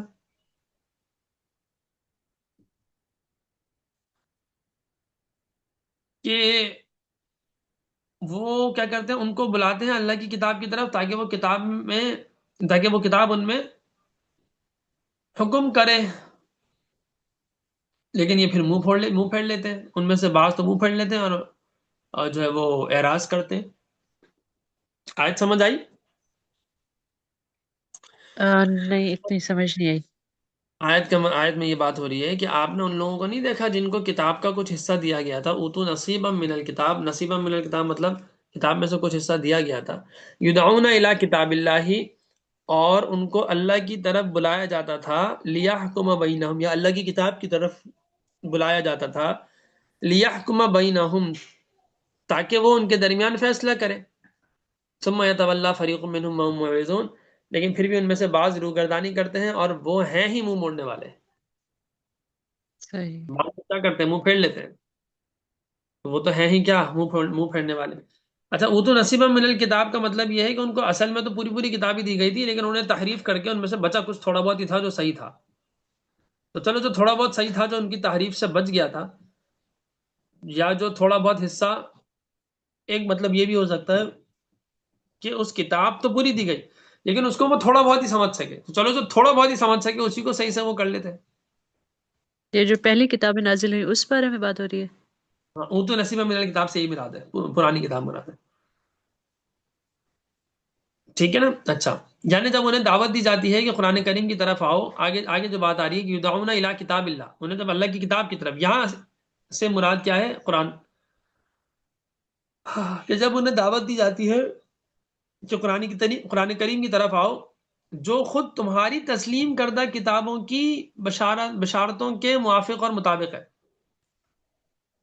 اور تمہارے اختلافات جو ہوتے رہے ہیں اس کے درمیان ٹھیک ٹھیک فیصلہ کر دے گا. اصل میں بائبل میں بھی تو بہت سارے اختلاف ہیں، تقریباً کوئی میرا خیال ہے پتہ نہیں 84 سم تھنگ، یعنی کچھ بائبل کے ایڈیشنز، بائبل کے نسخے تھے. یعنی 84 یا کچھ پتہ نہیں، اچھی خاصی، یعنی 50 سے اوپر ہی ہیں بائبلیں. 70 75 80 کچھ ہیں بائبلیں. کتنی ساری بائبلیں ہو گئیں، اور ان میں سے کوئی بھی ایک بائبل دوسری بائبل سے نہیں ملتی. یعنی کچھ باتوں میں تو ملتی ہے لیکن بہت سی باتوں میں نہیں بھی ملتی. صحیح ہے. صحیح. تو ان میں اچھا خاصا اختلاف ہے، اچھا خاصا اختلاف ہے. تو اس کے بارے میں بات ہو رہی ہے کہ تمہارے جو درمیان اختلاف ہوگا تو اس میں کیا ہوگا؟ اللہ کی کتاب قرآن کیا کرے گی؟ لیحکم بینہم، کہ یہ جو کتاب ہے اللہ کی قرآن کریم جو ہے یہ ان کے درمیان فیصلہ کر دے گی. ٹھیک ہے، کیا مطلب؟ کہ تمہارا جو اختلاف ہے اس میں جو صحیح بات ہے اس کی نشاندہی، اس کے بارے میں بتا دے گی، اور صحیح بات یعنی تمہاری تمہیں پتہ چل جائے گی. تو ان کے علماء کا ایک فریق، ایک گروپ تو ان کے علماء کا کیا کرتا ہے؟ منہ پھڑ لیتا ہے، یتولا فریق منہم. ٹھیک ہے، قرآن سے منہ پھیر لیتے ہیں. قرآن سے منہ پھیر لیتا ہے نا. حالانکہ صحیح. وہ اگر وہ کر لیتے، قرآن کو سمجھ لیتے یا قرآن کی بات مانتے، تو ان کی اپنی کتاب کی بھی تو تصدیق ہو رہی تھی نا. ایسے میں رہتے. تو حالانکہ قرآن کی طرف دعوت فی الحقیقت کیا تھی؟ اصل میں حقیقتاً کیا تھی؟ تورات اور انجیل کی طرف دعوت دینا تھی. بلکہ یہ بھی بعید نہیں ہے کہ اس جگہ اللہ کی کتاب سے مراد تورات اور انجیل ہی ہو. یہ جو ہے نا یدعون الی کتاب اللہ، ویسے تو اس سے مراد قرآن ہے نہیں، لیکن دوسری تفسیر یہ بھی ہو سکتی ہے، یعنی ممکن ہے کہ یہاں سے مراد بھی دوسری کتاب ہو، یعنی تورات اور انجیل صحیح. ہو تو یعنی اس کی آیات کی جو ترتیب ہے یا آیات کے جو الفاظ ہیں اس میں اس بات کی بھی، اس مطلب کی بھی گنجائش لگ رہی ہے. ٹھیک ہے، یعنی بات یہ ہے کہ بھائی چلو اب تو خوش ہو جاؤ، مطلب ہم نے تمہارے تنازعات جو ہیں، تمہارے جو پھڈے ہیں، لڑائیاں ہیں، ان کا فیصلہ تمہاری کتاب پر چھوڑ دیا، تم اپنی کتاب سے فیصلہ کر لو. مگر غضب یہ ہے کہ یہ لوگ کیا کرتے ہیں؟ اپنی خواہشات اور اپنی اغراض کے پیچھے ایسے دیوانے اور پاگل ہیں کہ خود اپنی کتاب کی ہدایت بھی نہیں مانگ رہے. جیسے اچھا اس میں ہم لوگ ابھی ہم سب کے دل میں پتہ ہے کیا آ رہا ہے؟ آپ سب کے اور میرے، ہم سب کے دل میں یہ آ رہا ہے کہ کیسے پاگل تھے. یہی آ رہا ہے نا؟ کیا آ رہا ہے جی بتائیں؟ بالکل، جی جی یہی آ یہی رہا آ ہے نا، رہا کیسے پاگل تھے. لیکن اگر میں آپ کو تھوڑا سا ڈیپر انسائٹ، ذرا سیلف ریفلیکٹ کریں کہ کیا ہم لوگ یہ حرکت نہیں کرتے؟ ہماری کتاب جو قرآن ہے، ہمارے نبی کی جو سیرت اور جو ان کا فرمان ہے، کیا وہ ہمارے فائدے کے لیے نہیں ہے؟ ہے. ہمارے فائدے بالکل. کے لیے، ہمارے جی. فائدے کے لیے. لیکن ہم کیا مانتے ہیں؟ نہیں مانتے. نہیں، میں مطلب بزنس کرتا مانتے ہوں، آپ ہیں لوگ لیکن یہ ہے کہ عمل اس طرح سے نہیں کرتے جیسا کرنا ہاں جی، چاہیے، جیسا اس کا ماننے کا ہوتا ہے حق ہے وہ نہیں ادا کرتے. نا؟ ہاں جی. ہاں. آپ لوگوں میں سے بہت سے کو پتہ ہی ہوگا، شاید اکثر کو ہی پتہ ہوگا، یا پتہ ساروں کو ہی پتہ ہو. یا میں وہ کرتا ہوں، کیا کہتا ہوں، بہت عرصے سے میرے پاس شہد کا کام ہے، کتابوں کا کام ہے. تب فار ایگزامپل کتاب ہے یا شہد ہے، تو اس میں کیا ہوتا ہے، میں بعض اوقات شہد یا میری وہ ہوتی ہے بھائی اگر آپ کو آپ کو شہد اگر جعلی ہے تو پیسے واپس. صحیح ہے؟ صحیح. تو یہ تو مارکیٹ میں نہیں چلتا نا.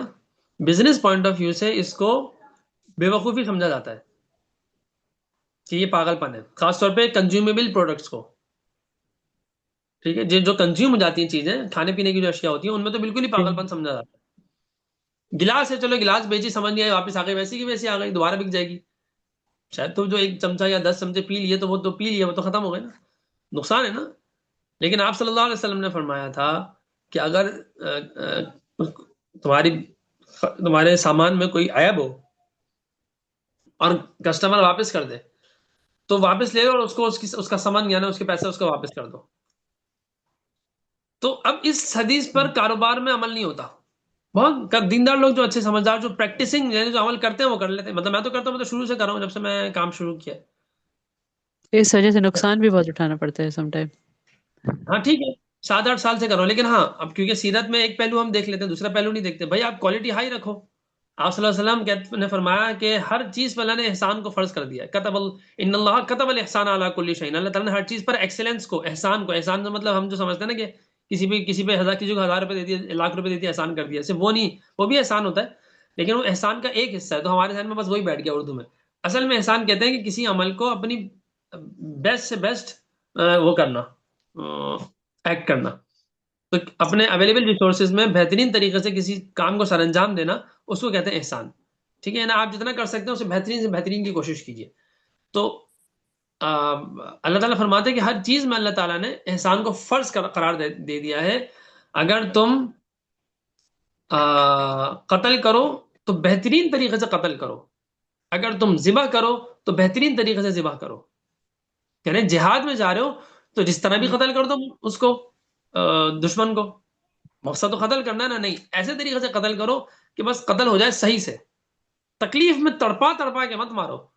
کہ قبضے میں آ گیا تو اب اس کے ناخن کاٹ رہے ہیں، پھر اس کی آنکھیں نکال رہے ہیں، پھر زبان کاٹ رہے ہیں، پھر کان کاٹ رہے ہیں، پھر دانت توڑ رہے ہیں، پھر ہڈیاں توڑ رہے ہیں. ایسے نہیں، قتل کر دو، ختم کرو، بس تکلیف مت دو. تکلیف اس کو مارنا ہے مارو، تو قتل کرو بھی تو احسان کے ساتھ کرو.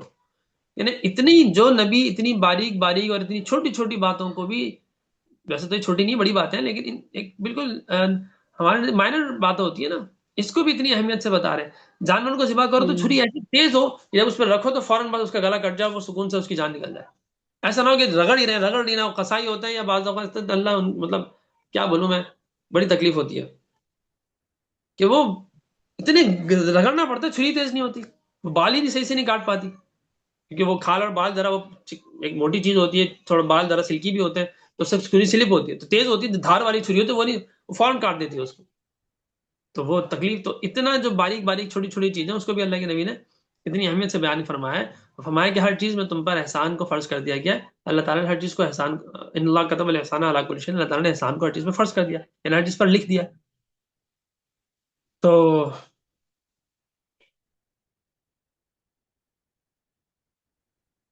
اب ہم اپنے نبی صلی اللہ علیہ وسلم کی یہ چیزیں نہیں مانتے، ٹھیک ہے،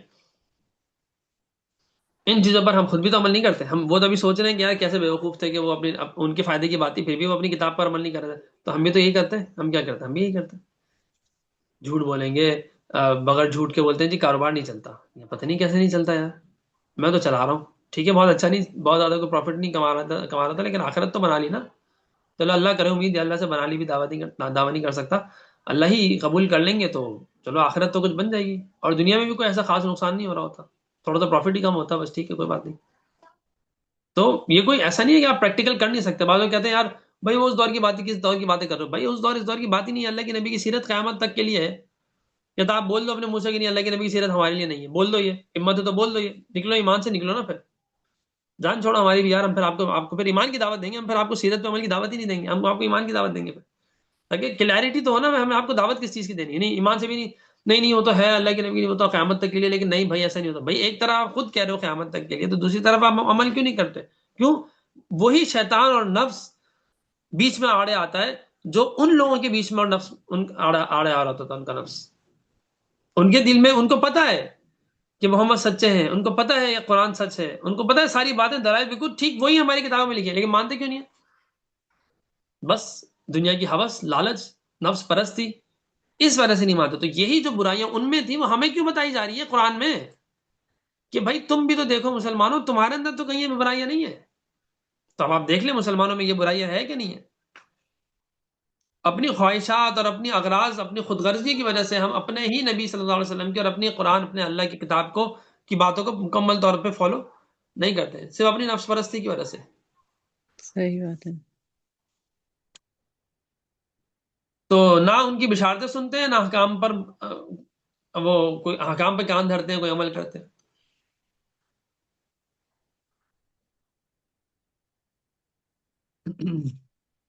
ان کے ہاں بھی نا تورات میں رجم زانی کی سزا جو ہے نا، شادی شدہ زانی کی سزا رجم تھی. تو اس کو نہیں مانتے تھے. آگے آئے گا سورہ مائدہ میں پڑھیں گے انشاءاللہ. ذالک بانہم قالوا، یہ بات یہ اس وجہ سے ہے. یہ کیوں ہے بھائی؟ ذالک بانہم قالوا، یہ اس وجہ سے ہے،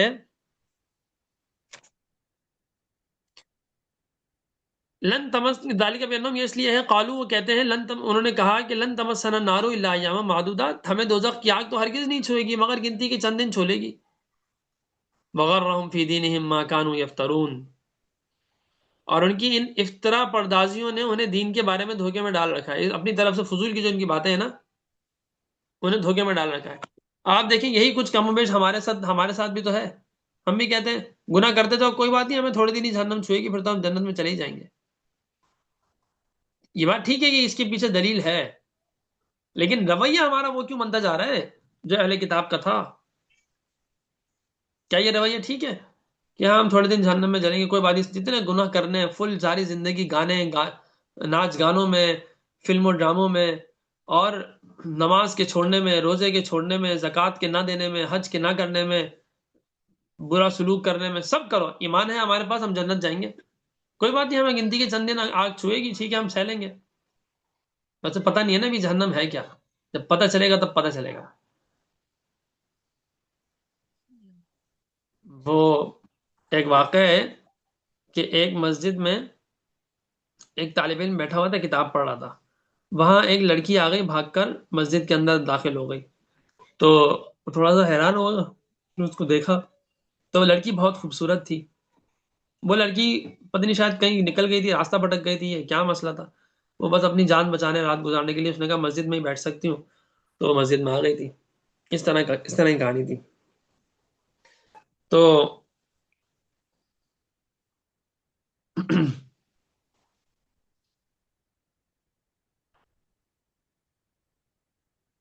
وہ مسجد میں آ کے بیٹھ گئی.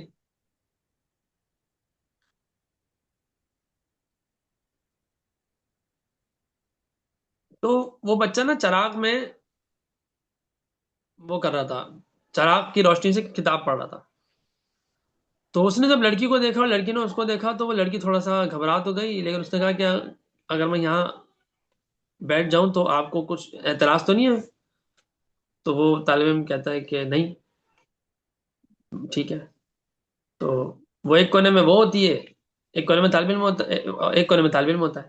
اب دونوں بیٹھے ہوئے دور ہیں، اچھا خاصا فاصلہ ہے، لیکن دونوں ایک دوسرے کو دیکھ سکتے تھے. اب وہ لڑکی تو خوبصورت تھی، تو وہ طالب علم وہاں اکیلا ہے. تو خیر پھر وہ اپنا کتاب پڑھنے لگتا ہے. پھر کتاب پڑھتا ہے، پھر تھوڑی دیر کے بعد اپنی انگلی ڈالتا ہے چراغ میں، پھر ہٹا لیتا ہے، پھر کتاب پڑھتا رہتا ہے. جب وہ چراغ میں انگلی ڈالتا ہے تو وہ بچی حیران ہو جاتی ہے لڑکی کی، یار یہ کیا کر رہا ہے، کہ کھیل رہا ہے، آگ سے کھیل بھی رہا ہے اور کتاب بھی پڑھ رہا ہے. جب وہ لیکن غور سے دیکھتی ہے تو وہ دیکھتی ہے کہ یہ آگ سے کھیل ایسا تو نہیں کھیل رہا ہے، تو اس کو تکلیف ہو رہی ہے. ایسا نہیں کہ صرف آگ کو یوں ہلکا ہلکا کرو، تو چند سیکنڈ رکھتا ہے اس پہ پھر ہٹاتا ہے، 1-2 سیکنڈ تک رکھتا ہے پھر ہٹاتا ہے، 1 سیکنڈ رکھتا ہے پھر ہٹاتا ہے. یعنی ایسے گزارتا نہیں، گزارنے میں تو کچھ فیل نہیں ہوتا. آپ رکھتے ہیں نا، آدھا سیکنڈ بھی رکھیں یا 1 سیکنڈ تو پھر پتہ چلتا ہے. تو وہ ایسا کر رہا ہے. تو وہ تھوڑا سا وہ دیکھتی رہتی ہے. پھر تھوڑی دیر بعد یہ کرتا ہے لڑکا، پھر پوری رات وہ یہی کرتا رہتا ہے. صبح ہو جاتی ہے، لڑکی کی بھی جان میں جان آ جاتی ہے، سکون سے ہو جاتی ہے کہ چلو یار صبح ہو گئی. وہ پھر روشنی ہو گئی، وہ نکلنے لگ، وہ کہتی ہے میں چلی جاتی، جانے لگتی ہے. تو وہ اس سے کہتی ہے کہ میں ایک بات آپ سے پوچھنا چاہ رہی ہوں اگر آپ برا نہ مانیں. تو وہ کہتا ہے کہ جی پوچھیں. تو وہ کہتی ہے کہ یہ آپ رات میں یہ کیا کر رہے تھے، یہ آگ کے ساتھ کیا کر رہے تھے، آپ بار بار انگلی ڈالتے تھے، خود جلاتے تھے اپنی انگلی کو پھر ہٹا لیتے تھے، تو آپ جلاتے ہی کیوں جب آپ کو ہٹانا تھا، اور ہٹاتے کیوں تھے جب جلانا تھا. تو اس نے کہا کہ آپ نے پوچھا ہے تو میں بتا رہا ہوں، لیکن شاید آپ کو برا لگے، لیکن سچی بات یہ ہے کہ آپ خوبصورت ہیں ماشاء اللہ. اور جو بھی کہتا ہے اس کو بھی کہتا ہے کہ اس وجہ سے میں نے آپ کو دیکھا تو میری رغبت آپ کی طرف بڑھی، اور اس لیول کی مطلب اس طرح میری رغبت آپ کی طرف بڑھی کہ میرے دل چاہا کہ میں آپ کے قریب آ جاؤں اور آپ سے جو مجھے لذت حاصل کرنی ہے وہ کر لوں، مطلب زنا کر لوں. لیکن میں فوراً مجھے خیال آتا ہے کہ میں کیسے کروں گا، اللہ تعالیٰ دیکھ رہے ہیں اور اللہ تعالیٰ مجھے اس کی سزا دیں گے اور دوزخ میں ڈالیں گے. تو میں اپنے نفس کو یہ کہتا تھا کہ تیرا بڑا دل چاہ رہا ہے تو ایک کام کر، تو تھوڑی دیر صرف تو اس آگ کی گرمی برداشت کر لے جو اس چراغ سے نکل رہی ہے. اگر تو اس آگ کی گرمی برداشت کر لے تو پھر تو سوچ، اس آگ کی تو کر پہلے. تو جب اس آگ میں انگلی ڈالتا تو بہت زور سے لگتی تھی، میں ہٹاتا تھا تو میں کہتا تھا کہ تو اپنے اس آگ کی گرمی کو برداشت نہیں کر سکتا، تو جہنم کی آگ کی کیسے گرمی برداشت کرے گا جو اس سے 70 گنا زیادہ ہے. اور 70 کا مطلب ایکچوئل 70 نہیں ہوتا، میں نے پہلے بھی بتایا کئی دفعہ کہ 70 کا مطلب عربی میں ہوتا ہے بہت زیادہ، کثرت مراد ہوتی ہے. اور اگر کم سے کم ایکچوئل 70 بھی لے لیا جائے تو کیا 70 سے ملٹیپلائی کریں تو اس کی ہیٹ کو، ہم سے یہی ہیٹ برداشت نہیں ہوتی. تو پھر تھوڑی دیر سکون ہو جاتا تھا مجھے، پھر آدھے 1 گھنٹے بعد پھر ہوتا تھا کچھ، پھر نفس شیطان کرتا تھا تو پھر میں یہی کرتا تھا. اس طرح 4-6 دفعہ رات بھر یہی ہوتا رہا. تو بڑی حیران ہوتی ہے اور کچھ کیا کیا کرے گی، مطلب چپ ہو جاتی ہے، وہ کہتی ہے ٹھیک ہے، چلی جاتی ہے وہاں سے. تو پھر کیا کرتی ہے کہ وہ وہاں سے جاتی ہے اور اپنے ابا کو ساری کہانی بتاتی ہے. وہ ابا کہتے ہیں بھائی اس کو بلا کے لاؤ، اور اس کو بلاتے ہیں اور کہتے ہیں کہ کیا تم میری بیٹی سے نکاح کرو گے.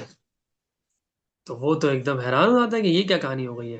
یہ تو یہ اس کو ذہن میں یہ تھا کہ شاید ماریں گے یا پتہ نہیں کچھ پتہ نہیں کیا ہوگا ذہن میں، پازیٹیو نیگیٹو ملے جلے جذبات ہوں گے، یا یہی ہوگا کہ بھائی پتہ نہیں کیوں بلا رہے، شاید اس نے بتا دیا ہوگا تو مجھے شاید پتہ نہیں کیا کریں گے.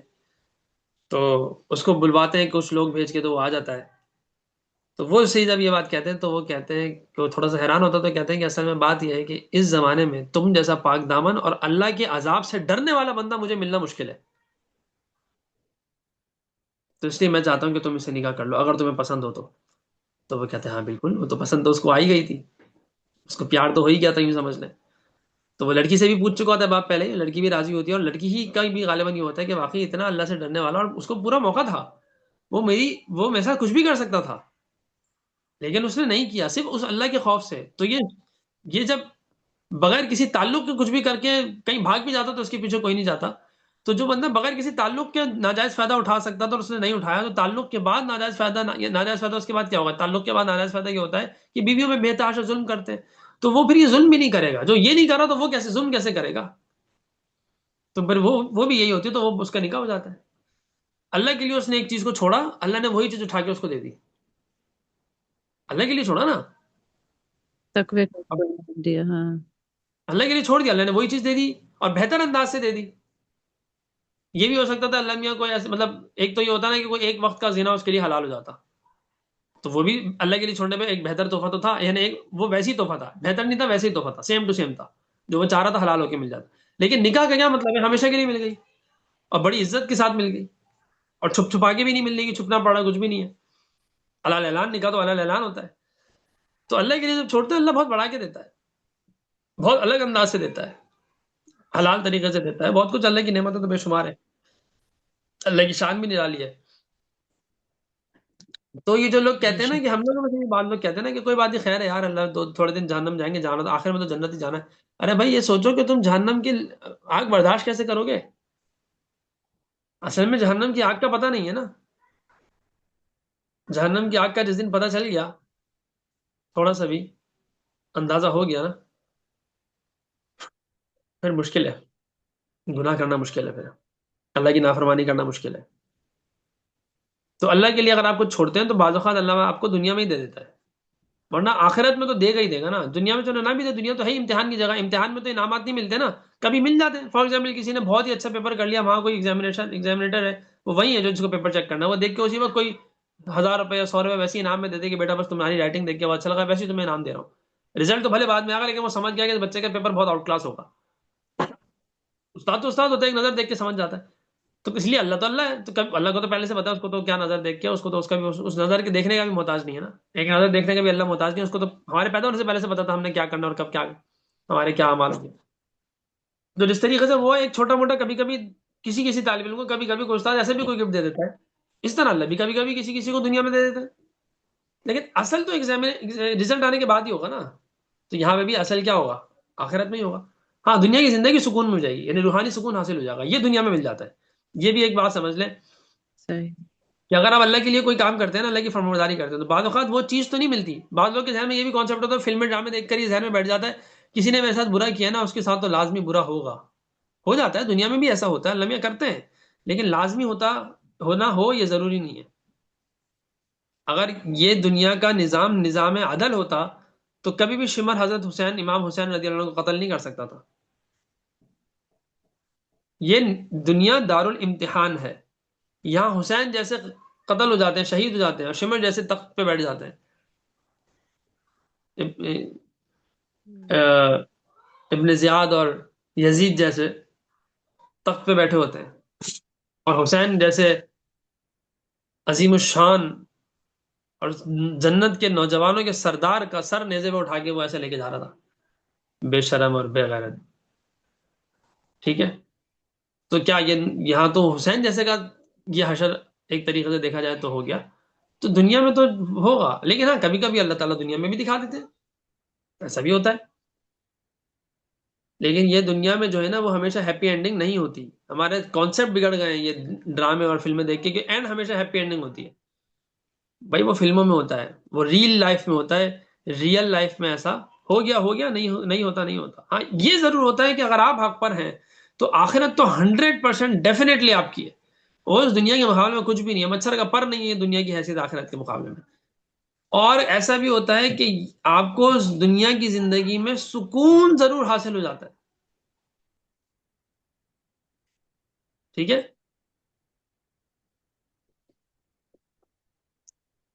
تو ہمیں یہ سوچنا چاہیے کہ کہیں ہم بھی تو یہ نہیں، ہمارا رویہ بھی تو یہ تو نہیں ہوتا جا رہا، کوئی بات نہیں، ہمیں تو جہنم تھوڑے دن کے لیے چھوئے گی، کر لو 2-3 گناہ کر لو، کوئی مسئلہ نہیں ہے. کبھی کبھی زنا کر لینے میں مسئلہ نہیں ہے، کبھی کبھی شراب پی لینے میں مسئلہ نہیں ہے، کبھی کبھی جھوٹ بول لینے میں مسئلہ نہیں ہے، کبھی کبھی دھوکہ دے دینے میں مسئلہ نہیں ہے، کبھی کبھی غیبت کر لینے میں مسئلہ نہیں ہے، کبھی کبھی نماز چھوڑ لینے میں مسئلہ نہیں ہے، کبھی کبھی روزہ نہیں رکھا، کوئی مسئلہ نہیں ہے، کبھی کبھی زکوٰۃ نہیں دی، خیر ہے، مسئلہ نہیں ہے، کبھی کبھی کیا حج تو ایک ہی دفعہ کرنا ہوتا ہے، تو ٹھیک ہے حاجی نہیں کیا، باقی تو کرتے ہیں نا ہم کام.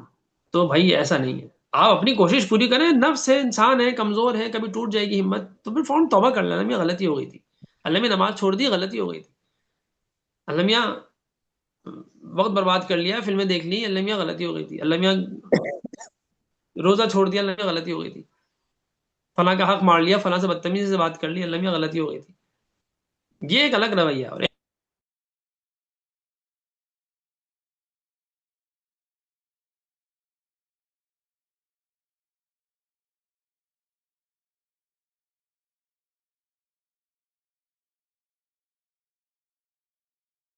تغفر لنا وترحمنا لنکونن من الخاسرین، اے ہمارے رب ہم نے اپنی جانوں پہ ظلم کر دیا ہے، اگر آپ نے ہماری مغفرت نہیں کی اور آپ نے ہم پر رحم نہیں کیا تو ہم تو یقیناً ضرور ضرور خسارے والوں میں سے ہو جائیں گے.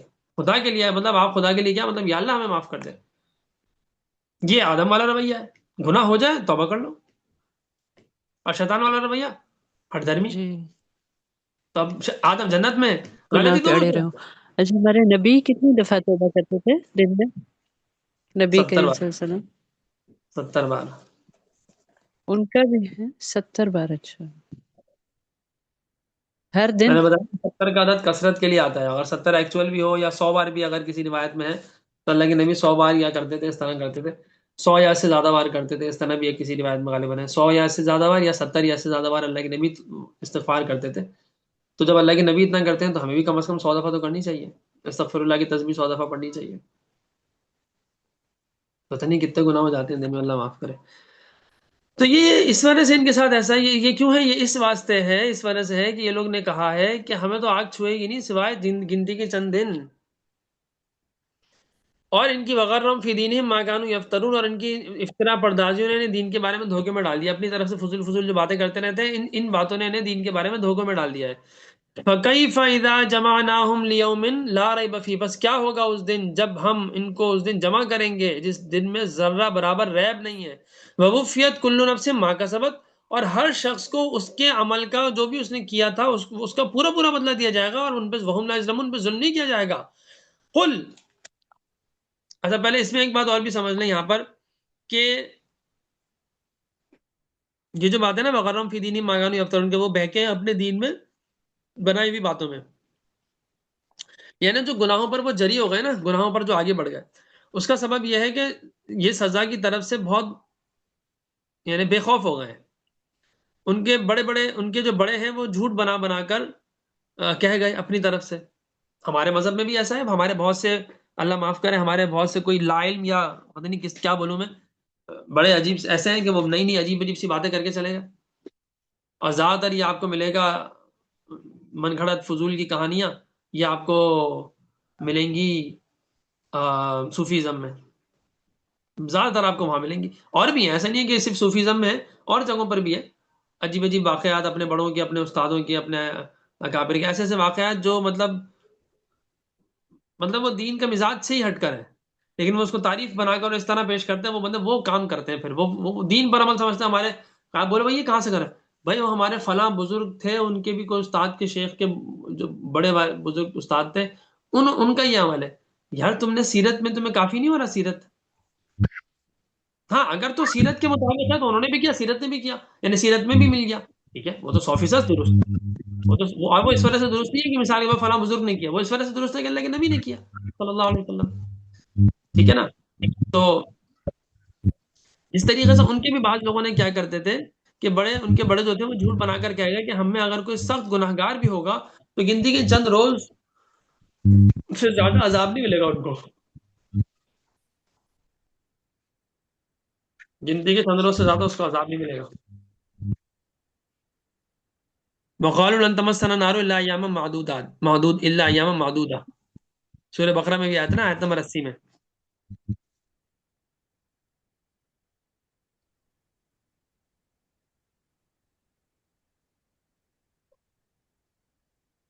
اچھا اس میں کیا تھا، بعض لوگوں نے کہا تھا کہ 7 دن تک عذاب ہوگا، بس ہمیں صرف 7 days کا عذاب ہے، اس کے بعد چھٹی ہے.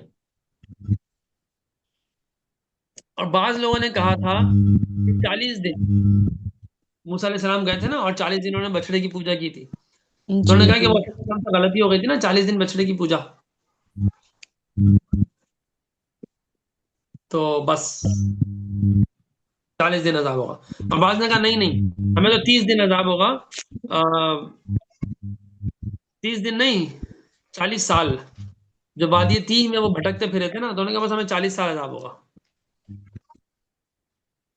اور بعض نے کہا کہ اتنی مدت تک عذاب ہوگا جتنی مدت زندگی میں دنیا میں زندہ رہے. فار ایگزامپل اگر کوئی 100 سال زندہ رہا تو بس قیامت میں 100 سال تک عذاب ہوگا، اس کے بعد ختم. اور یہ سب اپنی طرف سے باتیں تھیں، اس کی کوئی پیچھے دلیل نہیں تھی. ٹھیک ہے. تو اسی طرح کی بہت سی باتیں گھڑ رکھی تھی. مثلا کہتے تھے کہ ہم تو اللہ کے چہیتے ہیں، نحن ابناء اللہ و احباؤہ، ہم تو اس کے بیٹے بھی ہیں اور اس کے پسندیدہ چہیتے ہیں. یا انبیاء کی اولاد ہیں. چلو انبیاء کی اولاد تو کسی حد تک سچ بھی تھا، لیکن اس کا یہ فائدہ، یہ مطلب تھوڑی ہے کہ یعقوب علیہ السلام کی اگر اولاد ہو تو یہ تھوڑی ہے کہ اللہ تعالیٰ نے تم سے کوئی وعدہ کر لیا. کیونکہ ان میں سے بعض لوگ تھے ان کا وہ تھا، وہ یہی کہتے تھے کہ ہم انبیاء کی اولاد میں سے، اور اللہ نے یعقوب سے وعدہ کیا ہے. اللہ تعالیٰ نے یعقوب علیہ السلام سے، اللہ تعالیٰ یہ وعدہ کر چکے ہیں کہ ان کی اولاد کو سزا نہیں دے گا. اچھا، تو ان ٹھیک ہے. کا کہنا تھا ان کی اولاد سے ہیں تو ہمیں نہیں ہوگی سزا، اس طرح. ہاں وہ یہ کہتے تھے. ہاں تو یہ کہتے تھے کہ ہم جو ہے نا، وہ ہمیں اللہ میاں ہم تو ہمیں تو سزا نہیں دے گا. ٹھیک ہے. مگر یوں ہی کہ برائے نام قسم کھانے کو، بس اس پہ تو کوئی سزا ملے تو ملے، اس طرح کوئی مطلب بات تھی. اور نصارہ جو عیسائی تھے، انہوں نے تو کفارے کا مسئلہ نکال کر گناہ، مطلب اس سے گناہ و معصیت کا سارا حساب کتاب ہی ختم کر دیا. انہوں نے کہا تھا نا کہ کفارہ ہو گیا. عیسیٰ علیہ السلام، آدم نے جو غلطی کی تھی اس کی وجہ سے ہر بچہ گناہگار پیدا ہوتا ہے.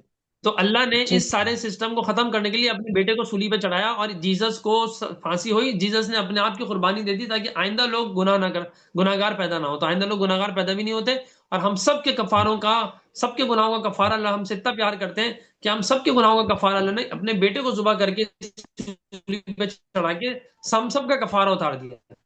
ہم نعوذ تو باللہ. سب کے سب جنتی ہیں. وہ اس سے بھی ایک قدم آگے چھلانگ مار لی. صحیح ہے. ان کی نفسوں نے ان کی پٹیاں پڑھائیں، شیطان نے پٹیاں پڑھائیں، پٹیوں میں آ گئے شیطان کی. آپ لوگوں کو شاید پتہ نہیں ہے، کیونکہ پیرنٹنگ تو میرا بہت خاص موضوع ہے نا. تو ہماری ایک میری اسٹوڈنٹ بھی ہے، اور مطلب ہماری میری کولیگ بھی ہے، میں خود بھی ان سے سیکھتا بھی رہتا ہوں. اور تو انہوں نے نا ہمارے ایک گروپ ہے، اس میں انہوں نے ایک چیز بھیجی. تو اس میں ایک ریسرچ ہے. خیر اس پہ وہ ریسرچ تو خیر آتی رہتی ہیں، اور یہ بات میں خود بھی بہت عرصے سے کہتا تھا کہ خیر وہ ٹاپک تھوڑا سا دوسرا ہے، اس کو میں اسکپ کر دیتا ہوں. لیکن ایک بات میں بتاتا ہوں کہ عیسائیوں کا یہ عقیدہ ہے کہ ہر بچہ پیدا ہوتا ہے گناہ گار. ٹھیک ہے. ہر بچہ اچھا گناہ گار پیدا ہوتا ہے، تو اس کو ہمیں سدھارنا پڑتا ہے. یعنی وہ نیچرلی برا ہوتا ہے، تو اس اچھا کو صحیح کرنے کے لیے ہمیں سسٹمز بنانے پڑیں گے. اس کے لیے انہوں نے اسکول بنایا، سسٹمز بنایا، سلیبس بنایا، وے آف ٹیچنگ بنایا، اور اس میں تھوڑی سختی بھی رکھی. اور یہ باقاعدہ لکھا ہوا ہے، آن ریکارڈ ہے یہ، کہ انہوں نے چیزیں سب اس طرح سے بنائی ہیں. اور اس کے بعد سختی کا بھی ایک سسٹم ایک بنایا انہوں نے کہ بھائی بچہ نہیں سمجھو، بچے کے اندر شیطان ہوتا ہے، تو بچے کی پٹائی کرو، اس کو مار ہوتا ہے کہ وہ صحیح ہو. تو ہمارا سارا اسکولنگ سسٹم وہاں سے آیا ہے. اور ہمیں تو انہوں نے کیونکہ مزید غلام بنانا، تو انہوں نے ایسا نظام بنایا ہے کہ ہمیں سلیوز چاہیے، غلام چاہیے. کیونکہ انڈسٹریل ریولیوشن آ گیا تھا، انڈسٹریاں تھی، تو ان کو اپنے پاس اپنی انڈسٹری میں کام کرنے کے لیے کون چاہیے؟ امپلائی چاہیے. تو اگر ایسا بندہ ہو جو خود سوچ رہا ہو، خود کوئی کریٹو تھنکنگ کرنے والا ہو، جیسا نیچرلی ہوتا ہے بچہ، جب ایسا ہوگا تو وہ تو پھر ہماری نوکری نہیں کرے گا نا، وہ تو پھر اپنا کام کرے گا. تو ایسا سسٹم بناؤ کہ ان کا جو کریٹیوٹی انسان کے اندر ہوتی ہے نا، وہ ختم ہو جائے. اس کی ریزلٹ میں یہ اسکول بنے جن میں آپ لوگ بڑے شوقوں سے اپنے شوق اور جوش و خروش سے اپنے بچوں کے ایڈمیشنز کرا کر اپنے بچوں کا بیڑا غرق کر کے رکھ دیتے ہیں. ظلم ہے، اس لیے اگر کوئی میں کہتا ہوتا ہوں یہ بھی گناہ ہے کبیرہ ہے، talented یا گناہ اس طرح، صحیح ہے. مطلب ہمارے پاس اگر ہے بھی صحیح نا اس طرح کے لوگ جو ایکسٹرا، وہ تو ان کو وہ لوگ منگوا لیتے ہیں، یا تو ان کو اس طرح کی کوئی پے آفر کرتے ہیں، یا ویسے ہی اٹھا لیتے ہیں اس طرف، ان کو یہاں نہیں رہنے دیتے ہاں آپ نے پھر اگر کے ان کے ساتھ علم دیکھ میں لیں آ کیا ہو جائے. گیا. کیا کرا. تو یہ سب چیزیں. تو کہنے کا مقصد یہ ہے کہ وہ ان کا یہ سسٹم ہے بھائی. اور حدیث میں دیکھیں ہمیں اسلام کیا سسٹم دے رہا ہے بچے کے لیے. حدیث میں آتا ہے کہ کل مولود یولد علی الفطرہ، ہر بچہ فطرت پہ پیدا ہوتا ہے. فطرت پر، فطرت کا مطلب کیا ہے؟ صحیح پیدا ہوتا ہے. اس کے والدین یحودانی او یونصرانی او یمجسانی، اس کے والدین اس کو یہودی بناتے ہیں یا عیسائی بناتے ہیں یا مجوسی بناتے ہیں. اللہ تو پیوریفائی، بالکل پیور بچہ پیدا کرتا ہے. اس کے والدین ہوتے ہیں جو اس کو غلط مذہب یعنی کفر تک لے جاتے ہیں اور اس کو جہنم کے راستے پہ چلاتے ہیں. وہ بچہ ٹھیک ہوتا ہے، والدین خراب کرتے ہیں. یہی دلیل بنائی تھی میں نے اور یہی بطور دلیل پیش کی تھی کہ جو والدین اپنی لا علمی میں سب سے بڑی گمراہی پہ ڈال دیں، یعنی کیا؟ اللہ کے ساتھ شرک کرنا. تو کیا جب یہ تو حدیث سے ثابت ہو رہا ہے نا، کیونکہ بعض لوگ کہتے ہیں ماں باپ کبھی بچے کا برا نہیں چاہتے. میں کہتا ہوں یا ماں باپ کبھی بچے کا برا نہیں کر سکتے. میں کہتا ہوں ماں باپ کبھی بچے کا برا نہیں چاہتے تو ٹھیک ہے، سمجھ میں آتا ہے کسی حد تک کہ ان کی نیت خراب نہیں ہوتی. لیکن ماں باپ بچے کے ساتھ برا نہیں کر سکتے، یہ تو حدیث کے خلاف ہے. وہ تو اللہ تعالیٰ کے نبی تو فرما رہے کہ تو کفر تک پہنچا دیتے ہیں ماں باپ، کیونکہ ان کو پتہ نہیں ہوتا. وہ سمجھتے ہیں کہ یہودی مذہب صحیح ہے، عیسائی مذہب صحیح ہے، مجوسی مذہب صحیح ہے، اس لیے وہ کریں لا علمی میں. تو اسی طرح ہمارے جو مسلمان ہیں پیرنٹس، تو وہ لا علمی میں بچوں کے ساتھ ظلم کر لیتے ہیں. ان کو ایسے ایسے انسٹیٹیوشنس میں اور ایسے ایسے ایجوکیشن سسٹم میں ڈال دیتے ہیں کہ جہاں پہ ان کی ساری صلاحیتیں اور ان کے سارے کام کا بیڑا غرق ہو جاتا ہے. تو یہ ان کا عقیدہ ہے بھائی. ہمارا عقیدہ تو بچے اچھے ہوتے ہیں اور ان کا عقیدہ ہے بچے گندے ہوتے ہیں. ہمارا عقیدہ یہ نہیں ہے. ہمارا بچے اچھے ہوتے ہیں، ہم برا بناتے ہیں. تو ہم خود صحیح ہو جائیں تو بچے خود صحیح ہو جائیں گے. یہ اس بات کی دلیل بھی یہی حدیث ہے جو میں کہتا ہوں کہ پیرنٹس خود اپنے اوپر کام کر لیں اور صحیح ہو جائیں. بچوں کی تربیت کرنے کا خاص ضرورت نہیں پڑے گی، اپنی تربیت کر لیں بس. زیادہ ضرورت پڑے گی نہیں بچوں کی تربیت کی، تھوڑی بہت بس دیکھنا ہوگا ہلکا پھلکا. تو اپنی تربیت کرنی نہیں ہے. اب ہم تو صحیح ہیں، ہم تو بالکل صحیح ہیں. تو بس اللہم اعذنا من شرور انفسنا، اللہ ہمیں ہمارے نفسوں کے شر سے، اپنے نفس کے شر سے ہمیں پناہ مانگنا چاہیے. اللہ ہمیں ہمارے نفسوں کے شر سے ہمیں بچائے. تو آگے یہ بات ہو رہی ہے کہ بھائی فقیف اذا جمعنا لیوم لا ریب، اس وقت ان کا کیا حال ہوگا جب ان کو ہم اس دن جمع کریں گے جس دن میں کوئی ریب نہیں ہے. ریب کا میں بار بار بتا چکا ہوں. ووفیت کل نفس ما کسبت وهم لا یظلمون، اور ان کو سب کو تمام ہر نفس کو ان کو پورا پورا مزہ دیا جائے، پورا پورا اس کا جو اس نے عمل کیا وہ دیا جائے گا اور کسی پہ کوئی ظلم نہیں کیا جائے گا. ٹھیک ہے. یعنی اس وقت پتہ چلے گا کس اندھیرے میں پڑے ہوئے تھے. ابھی تو پتہ نہیں چلتا نا، غلط سلط حرکتیں کرتے رہتے ہیں، بچوں کے ساتھ ظلم کرتے رہتے ہیں، ابھی فیل نہیں ہوتا. اس وقت پتہ چلے گا. ٹھیک ہے. اس وقت کوئی کام تھوڑی آئے گا، نہ تعلقات کام آئیں گے، نہ رشتے دار دوست احباب کام آئیں گے، نہ کفارے کا مسئلہ یاد آئے گا عیسائیوں کا، نہ نسبی تعلقات کام آئیں گے جو جیسے یہودی کہتے تھے، اور جہاں نہ من گھڑت عقیدے کام آئیں گے جیسے عیسائی بناتے تھے. ٹھیک ہے. اللہ اکبر. میرے خیال ہے اتنا کافی ہے. آپ لوگ اگر کوئی سوال ہے تو کر لیں.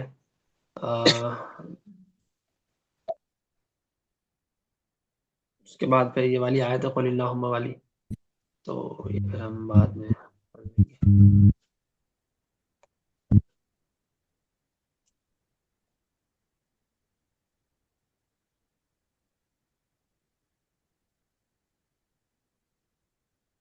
وَهُمْ لَا يَظْلَمُونَ کا مطلب یہ ہے کہ ان پر ظلم نہیں کیا جائے گا. یعنی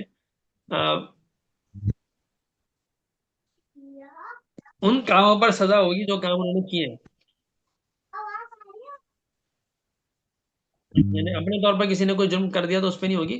ایک فرضی کوئی جرم ثابت کر دیا کسی نے اور وہ جرم حقیقت میں اس نے نہیں کیا تھا تو اس پہ سزا نہیں ہوگی. اچھا. ایسے جرم پہ سزا ہوگی جو واقعات میں اس نے کیا ہو. حقیقت میں جس کا جرم ہونا وہ خود تسلیم کریں گے ہاں بھائی ہم نے کیا. اور جس قدر سزا کا استحقاق ہوگا، مستحق ہوں گے، اتنی ہی سزا ان کو ملے گی، اس سے زیادہ نہیں ملے گی. اور نہ کسی کی ادنا سے ادنا نیکی ضائع ہو سکے گی. چھوٹی چھوٹی نیکی بھی کیا نا تو وہ بھی وہاں ہوگی اور آپ کو فائدہ پہنچائے گی. یہ مطلب ہے وَهُمْ لَا يَظْلَمُونَ کا، جو ان پر ظلم نہیں کیا جائے گا. یہ ذہن سے نکال دو کہ ظلم نہیں کیا جائے گا، بالکل بھی ذرہ برابر بھی ظلم نہیں کیا جائے گا، ذرہ برابر. یہ بات ہے. بلکہ زیادہ گمان یہی رکھنا چاہیے کہ اللہ تعالیٰ کا فضل ہوگا. اللہ کا فضل ہوگا مسلمانوں پر. جی. عیسائیوں اور یہودیوں پر بھی ہو سکتا ہے، اللہ تعالیٰ تو پابند نہیں ہے نا، اللہ تعالیٰ یہودی عیسائی کو معاف کر دے، ہم کیا کہتے ہیں، ہم کیا کر سکتے ہیں؟ کریں گے نہیں، قانون یہ نہیں ہے، لیکن قدرت ہے، مطلب یہ تو ایمانی بحث ہے، یہ پریکٹیکل بحث نہیں ہے، نظریاتی بحث ہے، کانسیپچل بحث ہے، یہ پریکٹیکل نہیں ہے۔ ٹھیک ہے، آپ لوگوں کو کسی کو کوئی سوال ہے تو وہ کر لیں، آپ لوگ سوالات کیا کریں، اس سے زیادہ مجھے خوشی ہوتی ہے، آپ لوگ سوالات نہیں کرتے تو ایسا لگتا ہے آج کہ میں پتہ جو نہیں۔ تھا ترجمہ تھا اور وہ تھا سب بہت واضح تھا، تو سوال ذہن میں تو نہیں آ رہا ابھی بھی۔ جی جی جی یہ جو آپ سورت پڑھ رہے ہیں نا، اس میں نجران کا جو وفد سے بات ہوئی تھی اس کا ذکر ہے، تو اس کا جو اینڈ تھا اس واقعے کا وہ کیا تھا؟ کیا مطلب اس واقعے کا اینڈ کیا تھا؟ یہ جو نذران جو تھے وہ اس واقعے کا، جو جو بات نذران کی چل عیسائی رہی آئے تھی، تھے، جو نذران کی عیسائی آئے تھے ان کی بات کر رہی ہے نا، جی تو اس کا اینڈ کیا تھا، سے کیا مراد ہے؟ مطلب جو واقعہ تھا اس کا اینڈ میں کیا ہوا تھا؟ میں نے بتایا تو تھا، میں نے بتایا تھا نا، اس کا اینڈ بھی تو بتایا تھا۔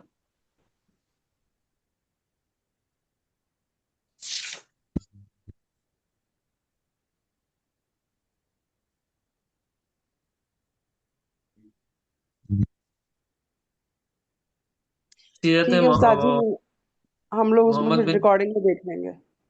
ریکارڈ میں دیکھ لیں گے، میں نے اس میں تھوڑا سا بتایا تھا کہ اینڈ کا لفظ شاید نہیں بولا ہوگا، لیکن وہ بات تو پوری میرے خیال آ گئی تھی، ختم ہو گئی تھی، کہ محمد بن اسحاق کی سیرت میں بھی وہ بات کی آئی ہے کہ جو نجران کا جو وقت تھا یہ کس وجہ سے آیا تھا، تو اس کا جو بڑا پادری تھا خچر پہ سوار تھا، خچر نے ٹھوکر کھائی تو اس کے بھائی نے وہ کہا، تو پھر اس نے کہا کہ اس سے کیا مراد، تو اسے محمد مراد تھا نا، محمد صلی اللہ علیہ وسلم مراد تھے، تو اس نے کہا، کرز نے حیران ہو کر کہا کہ اس کلمے کے سبب پوچھا، اس نے کہا کہ بھائی ہم تو خوب جانتے ہیں کہ محمد وہی نبی ہیں جن کی ہمیں بشارت دی گئی تھی، تو انہوں نے کہا مانتے کیوں؟ انہوں نے کہا اس لیے کہ لأن ہؤلاء الملوک یعطون، کیونکہ یہ جو ہمارے بڑے ہیں انہوں نے ہمیں بادشاہت دی ہے، مال دیا ہے کہ بہت زیادہ، اور ہمیں بہت زیادہ اکرام کرتا ہے، تو اگر ہم فلو آمنا بھی محمد صلی اللہ علیہ وسلم، اگر ہم محمد پر ایمان لائے، وہ تو صلی اللہ علیہ وسلم نہیں بولتے تھے، انہوں نے کہا فلو آمنا بھی محمد، اگر ہم محمد پر ایمان لے آئے، لاخذ منا کل هذه الاشیاء، ہم سے وہ ساری چیزیں لے لیں گے، تو یہ بھی واقعہ بیچ میں آیا تھا، تو اسی میں خیر ٹھیک ہے خواہ۔ استاد جی، سمجھ گیا۔ تو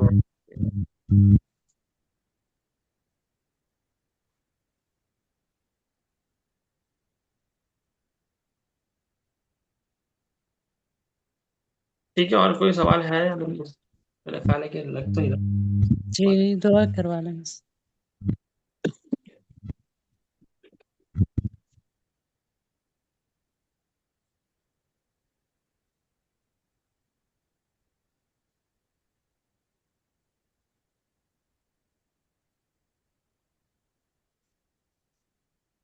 ہماری ماموزاد بہن کا آج نکاح تھا، رخصتی بھی تھی، تو وہاں سے میں آیا تھا تو میں بہت تھکا تھا، میرا موڈ ہی مجھے یاد ہی نہیں تھا کہ کلاس ہے، اور میں پتہ نہیں سمجھ رہا ہوں چھٹی کا دن ہے، تو پتہ نہیں کیوں ذہن میں ایسا چل رہا تھا، تو مجھے یاد ہی نہیں تھا، مجھے اینڈ ٹائم پہ خیال آیا، وہ شکر ہے گوگل کیلنڈر ہوتا ہے نا، وہ کچھ بتا دیتا، بس ہر پہلے سے بتاتا رہتا ہے، تو اس سے یاد آیا، پتہ نہیں کس طرح سے یاد آیا کہ بھائی کلاس ہے وہ تو آج، اور میری ہمت بالکل نہیں ہو رہی تھی، نیند بھی آ رہی تھی،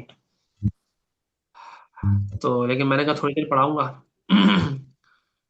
میں سوچ رہا تھا آدھا گھنٹہ پڑھاؤں گا، 1 گھنٹہ پڑھاؤں گا، نیند آئے گی تو آپ لوگوں سے معذرت کر لوں گا، لیکن میں پڑھانے بیٹھا تو پتہ نہیں اللہ تعالیٰ کا کرم ہو گیا، کیا ہو گیا، کہ پڑھاتا چلا گیا، کچھ باتیں بھی ایسی بیچ میں آیت کے تحت آ گئی کہ ٹائم کا پتہ بھی نہیں چلا، تو خیر آپ لوگ جزاک دعا اللہ۔ کیجیے گا اللہ تعالیٰ ان کی آنے والی زندگی بہتر سے بہتر کرے، ان کے ساری معاملات کو آمین۔ خوش رکھے۔ الحمد للہ رب العالمین والصلاة والسلام علی رسول اللہ وعلى آله وصحبه وأتباعه أجمعين، اللهم أنت السلام تبارك يا ذا الجلال والإكرام، اللهم أعنا على ذكرك وشكرك وحسن عبادتك، اللهم أعنا على ذكرك وشكرك وحسن عبادتك، اللهم إنا نسألك العفو والآخرة، یا اللہ یا اللہ یا رحمان یا رحیم یا کریم یا ذا الجلال والإکرام، یا اللہ ہمیں اپنے دین کی قدر کرنے کی توفیق اور ہمت عطا فرما، ہمیں ایمان کی قدر کرنے کی توفیق اور ہمت عطا فرما، ہمیں اسلامی تعلیمات کی عظمت ہمارے دلوں میں بٹھا، ہمیں اس دین کی وہ قدر عطا فرما جو ان کو قدر آپ نے عطا فرمائی، جو ان کو بڑی محنت سے، بڑی قربانیوں کے بعد یہ دین ملتا ہے۔ ہمیں اللہ اپنے رحم سے، اپنے کرم سے، اپنے فضل سے، اپنی عنایت سے، اپنی رحمت سے، آپ نے ہمیں گھروں میں اپنی ماؤں کی گودوں میں، باپوں کی گودوں میں آپ نے ہمیں یہ دین عطا فرما دیا، اتنا پیارا دین، اتنا خوبصورت دین، اتنا اچھا، اتنا عمدہ قرآن، اتنا بہترین کلام، اتنی بہترین سیرت، اتنی عمدہ سیرت آپ نے ہمیں عطا فرما دی۔ ہمیں اس کی قدر اس لیے نہیں ہوتی کہ ہمیں بغیر محنت کے، بغیر قربانی کے، بغیر انتظار کے، بغیر تڑپ کے مل گئی، لیکن یا اللہ آپ قادر ہیں، آپ ہمیں اس کی قدر عطا فرما دیں، اور اس کی صحیح طریقے سے اس کے اوپر عمل کرنے کی توفیق ہمیں عطا فرما دیں، تو آپ کی قدرت سے بعید نہیں ہے۔ اللہ ہمیں دین کی صحیح قدر کرنے کی توفیق ہمیں عطا فرما، ہمیں ایمان کی صحیح قدر کرنے کی توفیق ہمیں عطا فرما، آپ صلی اللہ علیہ وسلم کے فرمان کی، اس کی عظمتوں کی قدر کرنے کی توفیق ہمیں عطا فرما، آپ علیہ السلام کی سیرت پر عمل کرنے، اس کی قدر کرنے کی توفیق ہمیں عطا فرما، قرآن کریم کی قدر کرنے کی، اس کو سمجھنے کی، پڑھنے کی، عمل کرنے کی توفیق ہمیں عطا فرما۔ اللہ اپنے دین کی، ہمیں دین کا داعی بنا، دین کا صحیح دین کو صحیح طریقے سے پیش کرنے والا، صحیح نیت کے ساتھ پیش کرنے والا بنا۔ یا اللہ ہمیں اس دین کو سمجھ کر اس پر عمل کر کے آگے پھیلانے کی توفیق اور ہمت عطا فرما، عافیت اور خیریت کے ساتھ دنیا میں بھی رکھ، اور آخرت میں بھی ہمیں بھلائیاں عطا فرما۔ ربنا آتنا فی الدنیا حسنۃ وفی الآخرۃ حسنۃ وقنا عذاب النار۔